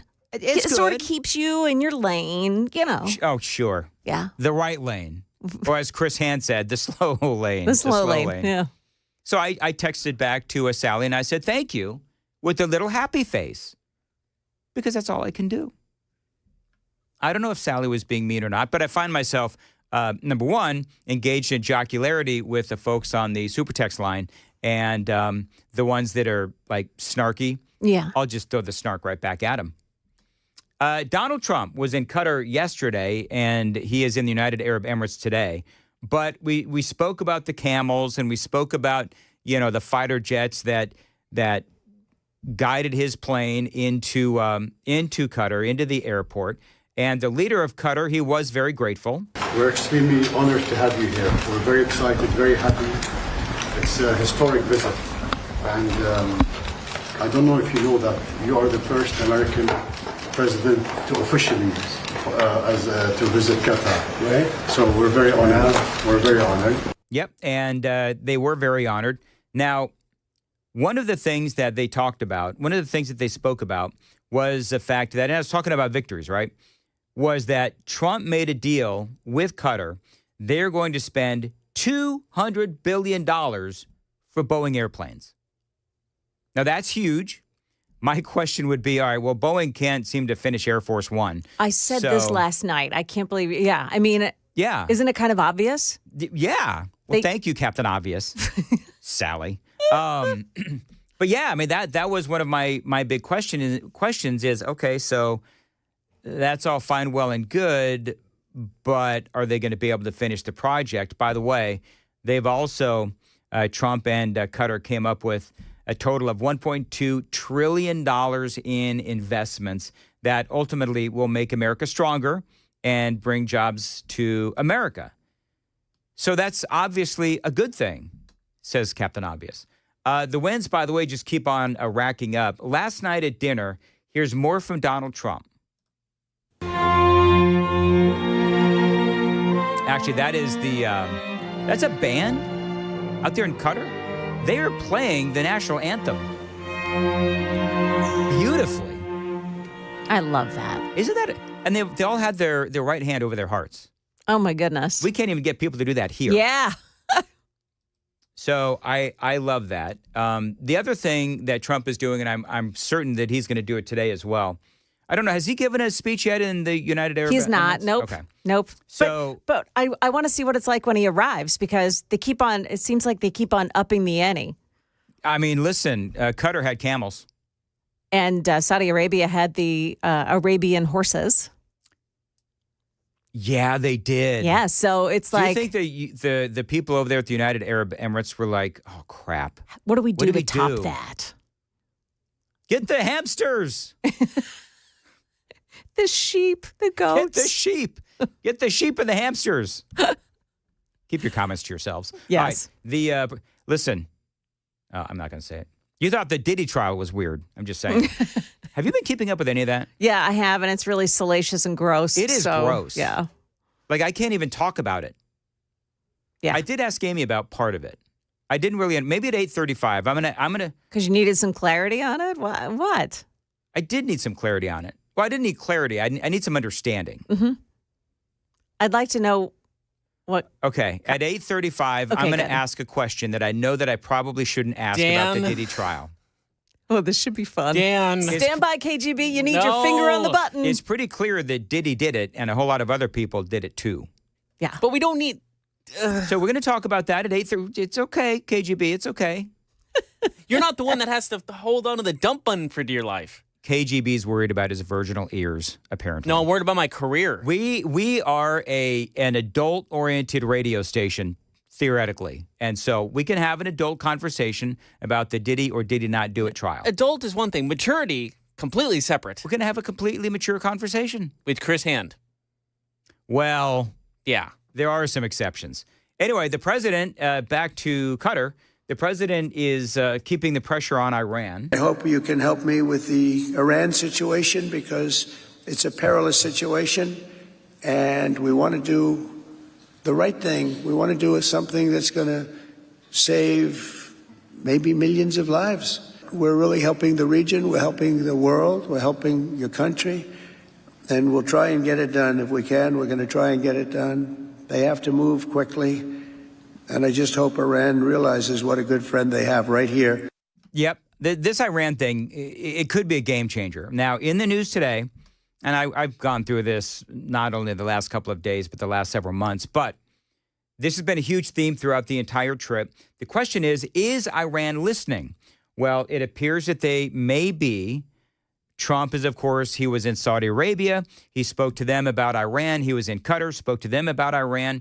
United Arab Emirates, I can guarantee you, Iran is going to come up. He is, for President Trump, he's trying to get Iran to abandon their nuclear aspirations.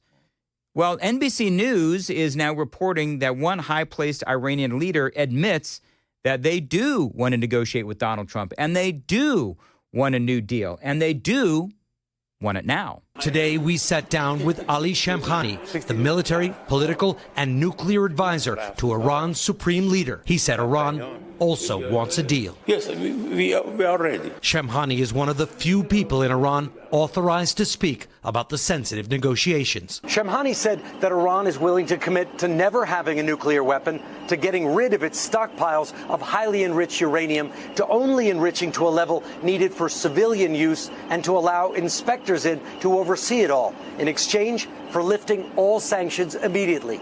He said Iran would accept that deal tonight. Well, so again, not to belabor the point, I remain skeptical. I know a lot of you folks are as well. But here's the thing. If we can actually verify that they are abandoning their nuclear desires and their nuclear research, militarily, the nuclear bomb kind of research, and we can prove that they're not using their nuclear plants for nuclear bomb type material, well, okay. But I don't think that that's provable. I don't, because they have, remember, that they were not allowing nuclear inspectors into their facilities when there was that whole Iranian nuclear deal that was done during Trump's first term, which he ultimately pulled out of. So I don't know. But there's also the conversation about Syria that we had yesterday, where you've got now a legitimized Syria. And so that means that they're no longer allies with Russia or Iran, and pull that out a little bit, and China as well. But if Syria, they're going to be allies with America, perhaps. All these nations could end up doing business with Israel because Trump, he's going to all of these different nations and everybody's making it rain. They've got all of these deals that Trump is making, ultimately good not only for America, but good for those nations as well. How about extending the Abraham Accords to include Saudi Arabia, maybe Qatar?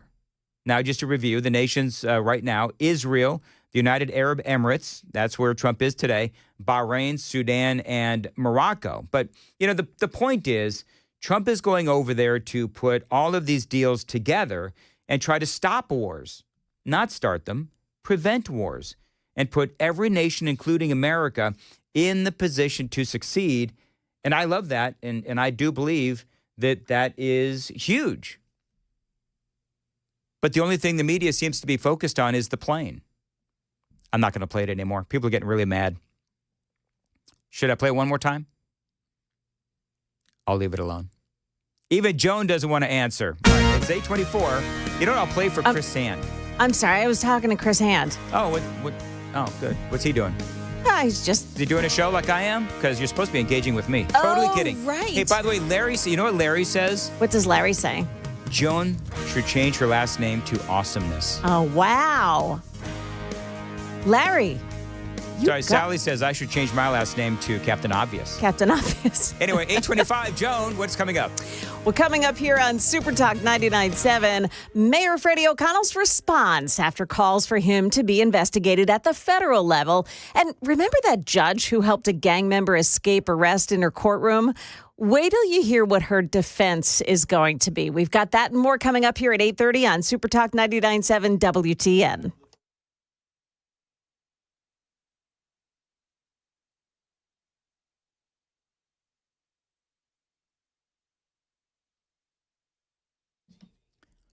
$8:25, Nashville's Morning News. And, the weather in Middle Tennessee can get crazy at a moment's notice. As a matter of fact, we've got bad weather coming in today and tomorrow. And if your power ends up going out because of some of these severe storms, well, you need a backup home standby generator from my friends at the Generator Supercenter. So when the power goes out in your neighborhood, well, guess what? Your power is going to be on thanks to that backup home standby generator from my friends at the Generator Supercenter. They are the nation's #1 Generac generator dealer. Get a free quote and get peace of mind when you have one installed. The Generator Supercenter does feature expert installation and 24-hour monitoring as well.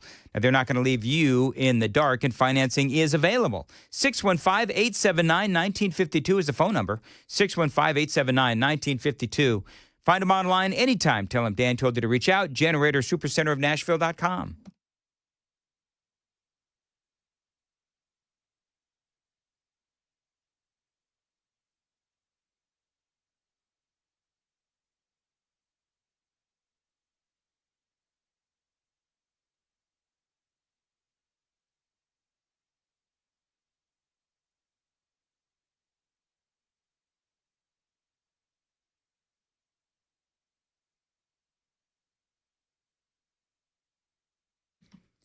$8:27, Nashville's Morning News on Super Talk 99.7. All right, look, Father's Day is coming up. It's next month. What is it, June 15th, you said, KGB? Yes, sir. June 15th is Father's Day. So if you're stuck on what to get Dad, why don't you help him get that man bod back with my friends at Contours? Now, right now, they are offering a great deal. $99 is going to get you that Belly Buster special, and the first 10 callers right now do get that $99 special. It's 615-236-9960. This is by far their most popular offer, as a matter of fact, but it doesn't have to be for Dad. Listen, I agree. it would be a great gift for dear old dad to help him get rid of that dad bod and get that man bod back. But if you want to take advantage as well, $99, 615-236-9960. It is either the Father's Day special or just a special price for you. Let me give you that number, 615-236-9960. You know this red light technology. It is amazing. And by the way, if you don't lose 2 inches in that first treatment, then you don't have to pay.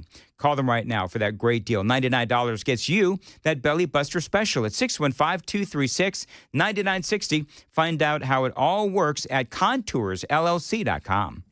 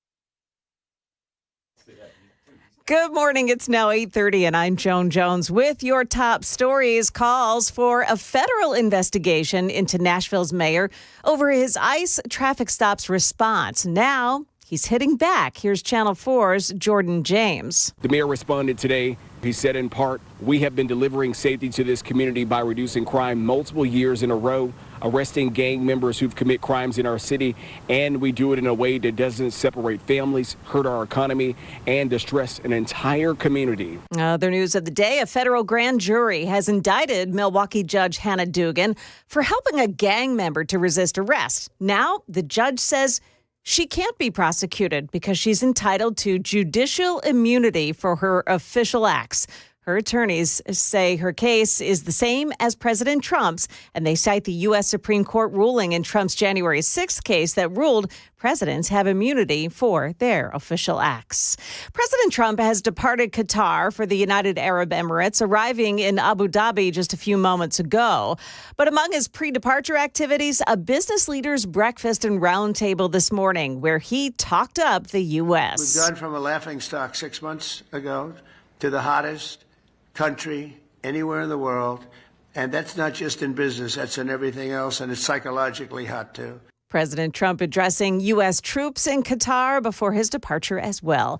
Money News brought to you by Beacon Capital Management, online at beaconcm.com. Stocks starting out lower this morning. The Dow Jones Industrials are currently down 159. We're just 2 minutes into trading here. NASDAQ falling 97. We've got the S&P 500 index minus 15 points. That's the latest news. Traffic and weather next. I'm Joan Jones, WTN News. Thank you, Joan Jones. Dan Mandis here with a question for you. If your roof was destroyed in a storm, how much of that replacement cost would your insurance company cover?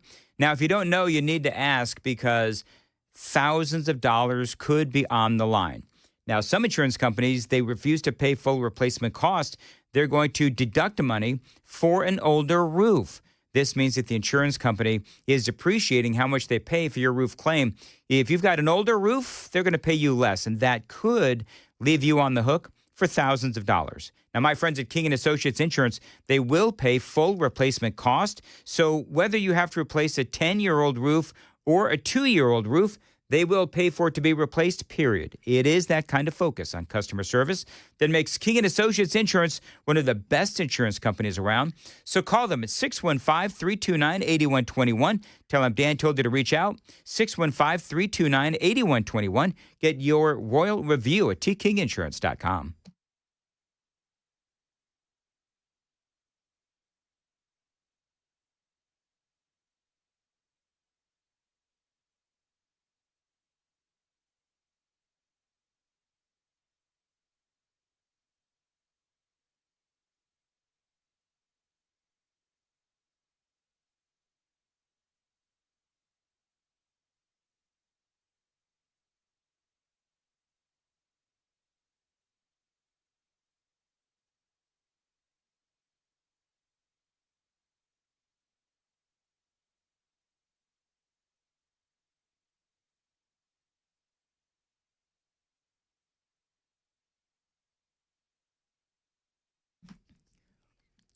Dan Mandis here from my window company, Window Nation. I endorse these folks because they did great work for me, and they'll do it for you as well. Now, if you've got old and inefficient windows, it is time to upgrade with Window Nation. You know, they were ranked highest on Forbes' list of best window installers.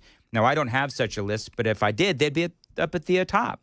Now, they did put new windows in my basement studio, my kitchen, and my bedroom. They look fantastic, and they could do the same thing for you. Now, these windows from Window Nation, made in the USA, and right now they've got a great deal for listeners to my show.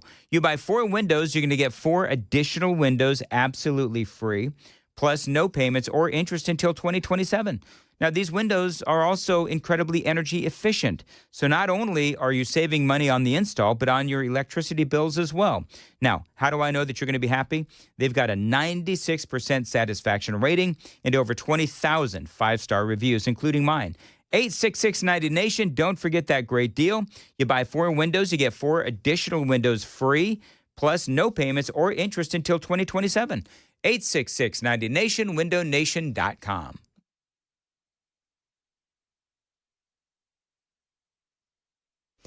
We have some backups this morning in Green Hills on Hillsborough Pike at Burton Hills Boulevard. That's a crash scene this morning. And then if you're traveling up on 440, the eastbound on-ramp from Hillsborough Pike at 21st Avenue, that is a crash there on the on-ramp, and the right shoulder is blocked off. It's causing some delays. Creve Hall, a crash on the right shoulder of 65 southbound at the Hogan Road overpass. And then in Antioch, watch out, Richards Road at Delia Drive. There is a crash there as well. Traffic every 10 minutes every morning on Super Talk 99.7 WTN.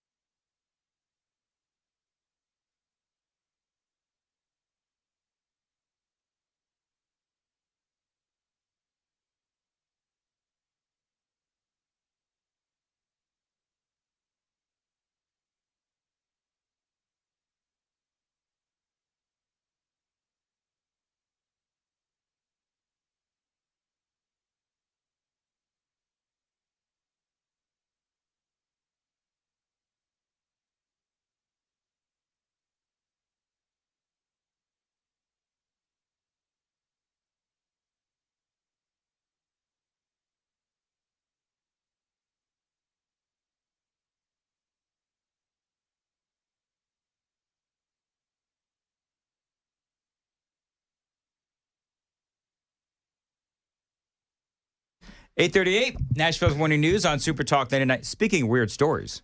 You got a weird story? Well, I've been passively, checking out the whole Diddy thing.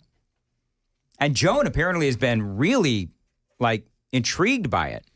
I would not call myself intrigued. That's what you said, Joan. You said you're intrigued by it. And so... Can't look away. Can't look away. It's like a train wreck that never stops wrecking. So a couple of things that I noticed. Number one is, the perpetual talk of... I'm going to talk in code, folks.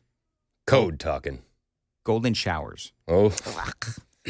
Don't get it. Going full R. I'm Kelly taking on myself off the YouTube channel. And so... But I got to ask this, and this may be my own naivete, okay? So maybe, Joan, you can help me. But the girlfriend that is Cassie testifying, Ventura. Mm-hmm. Cassie Ventura, is that any relation to Jesse? I don't think so. No. All right. No. Shut up, Chris.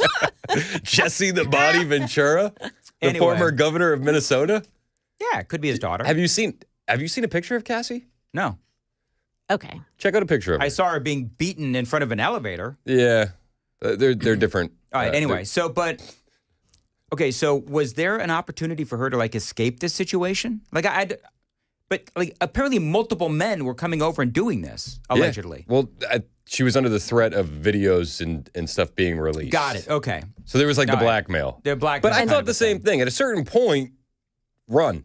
Yeah. Yeah. And that's what she was trying to do when he pulled her back from the elevator and beat the snot out of her. In a bathrobe. Yeah. I want to learn more about the process where he paid off the hotel. Because I read that he paid off the hotel $50,000. It's like, okay, well, who at the hotel? Mm-hmm. Did you pay off an individual that's the head of security and the hotel didn't know about it? Or did you pay off the Hilton? You know what I mean? Who did you pay off? And the other thing is... So apparently Diddy paid men to come over and have their way with Cassie while he watched. And I don't understand. So I know men because I'm a man. I would never do this, by the way. But why, couldn't he find any volunteers? Why is he paying?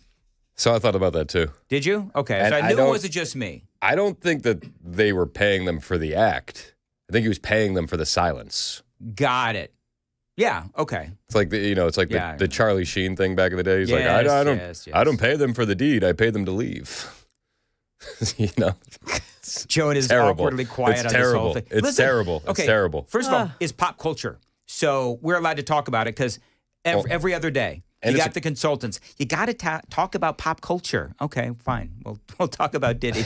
Perfect. I'm sure they'll be thrilled. Not that pop culture. Not that pop culture. That one, man.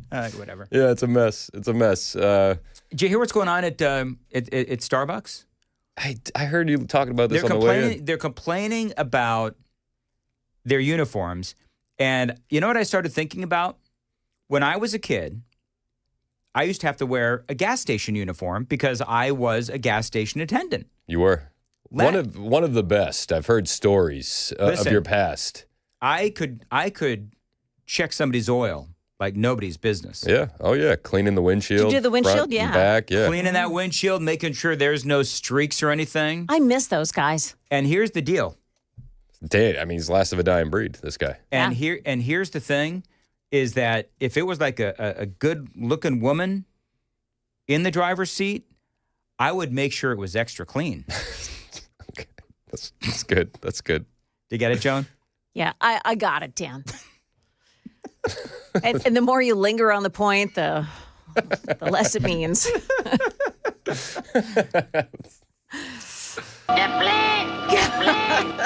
You were still doing that today, I noticed. Yeah, but I edited it the way you wanted me to do it. You got rid of the dings. It's much cleaner. I did get rid of the dings, and I did the plane twice. You tightened it up. I did tighten it up. Well, you know what? Because people didn't get my joke. Because when I would say, "Hey, the Democrats are sounding the alarm," and it was they didn't get it. Yeah. And then people started getting really angry that I was playing it, so I just decided, all right, I think it's time to cut bait on old Hervé Villachez. Oh. There. So anyway. R.I.P. Hervé. What? R.I.P. Hervé. Yes, R.I.P. Hervé. See, John in Lawrenceburg is like, okay, I'll come back later. I'm sorry.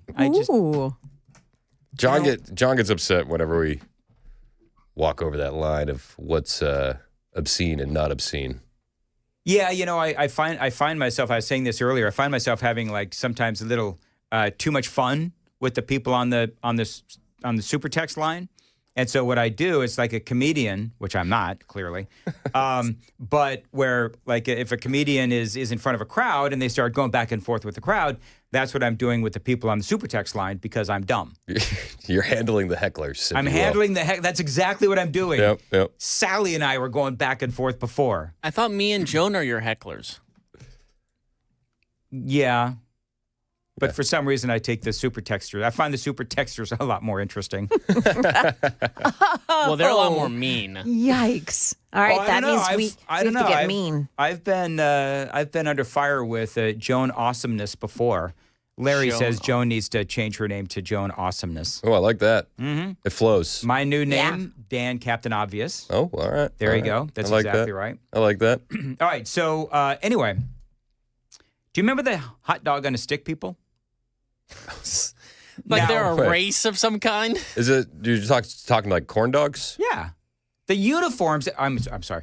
I did like 3 other topics. So in Starbucks, they're upset that they have to wear a uniform. So then I started thinking about the uniforms that I had to wear as a kid, and I had to wear the gas station uniform.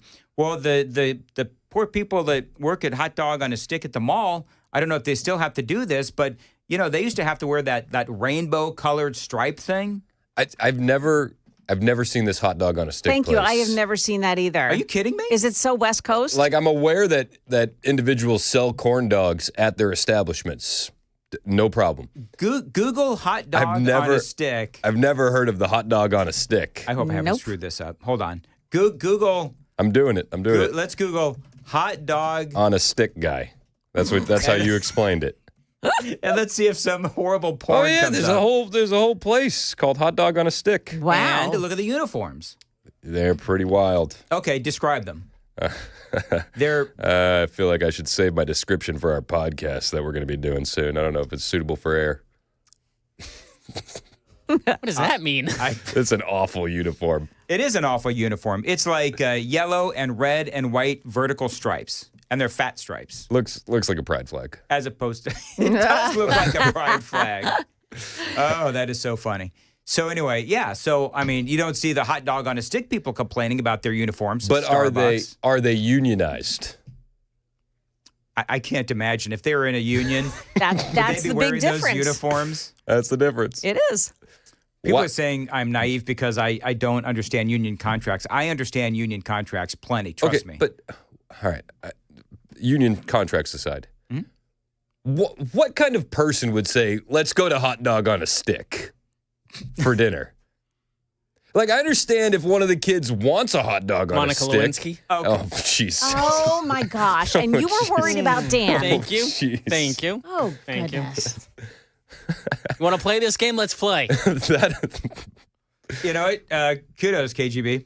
That makes sense. You know what? As the last comment you've ever made on Nashville's Morning News, that was a good one. Thank you. I'm going out the door with just my fist in the air. So worth it. Actually, I've been to Hot Dog on a Stick. But you made a personal decision. Yeah. That when you're all the restaurants to go to, and it was the entire family agreed that hot dog on the stick was the move. Like, I get like a one-off, like the 6-year-old wants a hot dog on a stick, but we can go to an establishment where there are other options for the rest of the family. And we were in a food court at the mall. And everybody chose hot dog on a stick? Everybody chose hot dog on a stick. It's exactly right. We were a crazy family way back when. Yeah, I will like to go on record, though, and say corn dogs are absolutely vile. Really? Vile. You don't like corn dogs? No. Nope. What makes them vile? Just the breading on the outside. I'm not a fan. So it's a texture thing and not... Yeah, I don't okay. I think, hey, Joan. I think you have issues. Go on. I do. I have several. I think that we were all wrong when we said that KGB was the Russian. I think it's is it me? Yeah. I think it's you. It's because my avoidance of a hot dog on a stick. Listen, you've got hang-ups, man. I do. You need to be more like Diddy. Anything goes. No, thank you. I would much rather be the guy that avoids hot dogs on a stick than the guy that forces them on people. That would be great. For the record, I am the only one so far present who hasn't said anything a significant shade of blue. A significant shade of blue. You guys have what's wrong crossed with you, the Joan? You got line. to keep up with the boys, man. Keep up with the boys. We had. I hear you had a touching moment yesterday, Chris. Well, we got several touching moments on the way. We got preschool graduation tonight. Yeah, that's a big deal. Nice. That's a big deal. So young Bishop is graduating, and then he's going on to kindergarten. Everybody gets a diploma. Everybody does. Everybody does. You gonna cry? No, probably not. Probably not. I'm gonna try my best. We've done a couple of these, so I feel like I know what I'm ready for. Did you cry? Did you cry at the first one? No, I don't think so. So we had Rikers, like 5th grade field day kind of a thing. All the parents go in and do their thing. And they show this slideshow. The slideshow gets everybody. And I start making fun of Amy because she's crying. And then Riker came up on his little slide. And I hearkened back to that first day when Amy and I walked in a very little Riker into that very school. So that picture comes up and you go, ugh! Oh, I was like, so it was actually kind of funny because Amy is sort of, sitting how she always does, sitting up straight. I sort of go back a little bit so that I'm behind her so that she doesn't see that I am indeed. You got to be out of the periph. Crying as well. Yes, I was out of the periph. And I'm sort of like discreetly like kind of wiping my eyes a little bit, hoping that nobody noticed. It's allergies. That's what it is, What is your go-to strategy to stop yourself from crying in public when those sentimental moments happen? Do you know, I don't have one. I didn't think you could. You don't have a strategy? I just take a deep breath and like hold my breath, honestly. Do you have something? I do. What do you do? I just go back to all the darkest videos I've ever seen on the internet. Oh my gosh. Of like train accidents. Little. You ever see hot dog like on a stick? You ever see like an escalator swallow people in China? Think about stuff like that. Oh gosh. An escalator swallow people in China? You've never seen those videos? Like Final Destination? No. Dude, it happens all the time. How does an escalator swallow somebody? So like you get to the top and then it just falls. So I think about stuff like that and it stops me from crying. I reiterate that I think you've got issues. Chris, have you seen a therapist? What do you guys do? You guys don't do that? Deep-seated issues. It's just me? I don't think of people dying a horrifying death. No. Well, it works. It works. It's a good strategy, just for the record. I would rather just cry. I am actually fascinated by this. That's what I'm sitting there. I'm sitting there going, Chinese escalators. Can you send me a link? I will. Oh, you want to watch it? I'm sure. But that's what I do. That's what I do. It's like my head. How do you get swallowed by an escalator? That's where my head goes. I go to like Chinese escalators and like elevator accidents and train derailments and stuff like that. A lot of people will go to like maybe thinking of flowers growing in a field. You go to escalators swallowing people. Yeah, but it's like it's the opposite of what I'm trying to feel. Like, because the people that run these preschools and these graduations, they want you. They want you to cry, and I'm not. That's exactly right, not Chris. Falling they for, want you to cry. I'm not falling for big preschool. Big preschool. Big preschool. I'm not doing it. Yeah, you know what? Big 5th grade one. I'm no slouch. They did. They All right, here, hold on. I'm sending you a DM on Twitter of. do you want me to watch this live on the air? Yeah, of an escalator accident. This was reported by CNN last year. It's from a Chinese mall security footage from 2015. Can you send it to me too? Just because. Oh my God! Yeah. Now Joan, who is castigating me and making me feel awkward because I want to see people getting swallowed by an escalator. It's so funny though because we got our podcast coming up, so I've been thinking about topics that we could do. Yep. And China just built like the longest, highest bridge in the world. Did you see that? And I thought to myself, like, you guys can't do escalators right. I'm not getting on that bridge. Oh, that is so funny. All right, so I've By DM'd. the way, Mostly Peaceful with Dan and Chris coming very, very soon. Yeah, it's gonna be fun. So this is. All right, I'm gonna watch it. Joan, do you have your link? It's on. I sent you the video. All right, I'm gonna watch. Oh my I'm gonna watch mine. All right, so they are coming up the escalator, and oh my goodness! Yep. What happened to them? Did they die? Yeah. They did? Yeah. Everybody dies in escalator accidents. Take the stairs.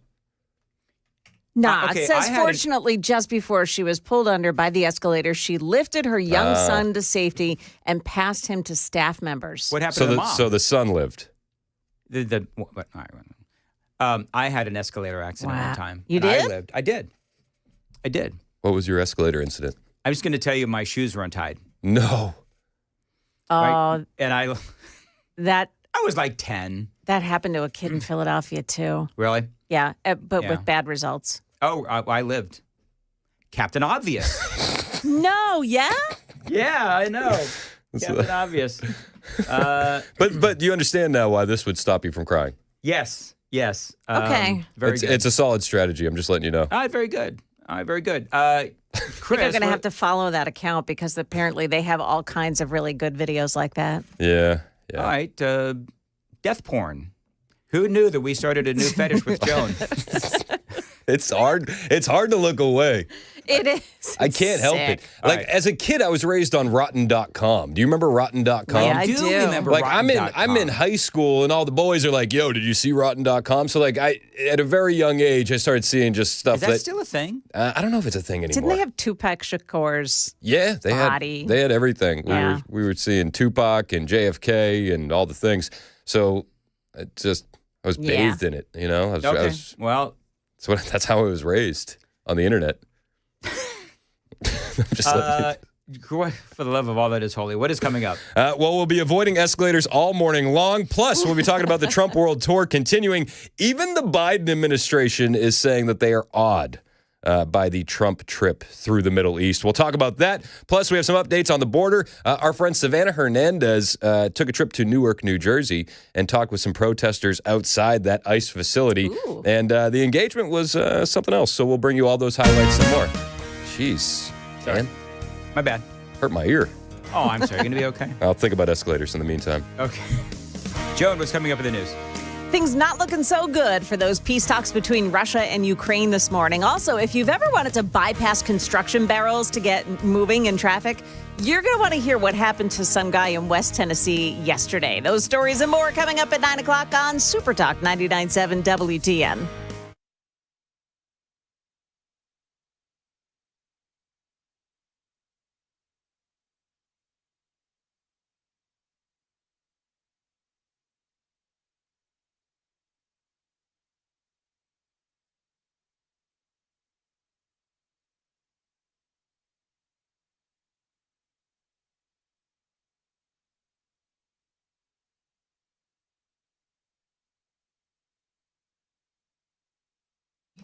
Hey, if you need anything for your home, your garage, or your yard, the place you need to go is DT McCall's. Now, I've been looking for a washer and dryer, specifically some Speed Queens.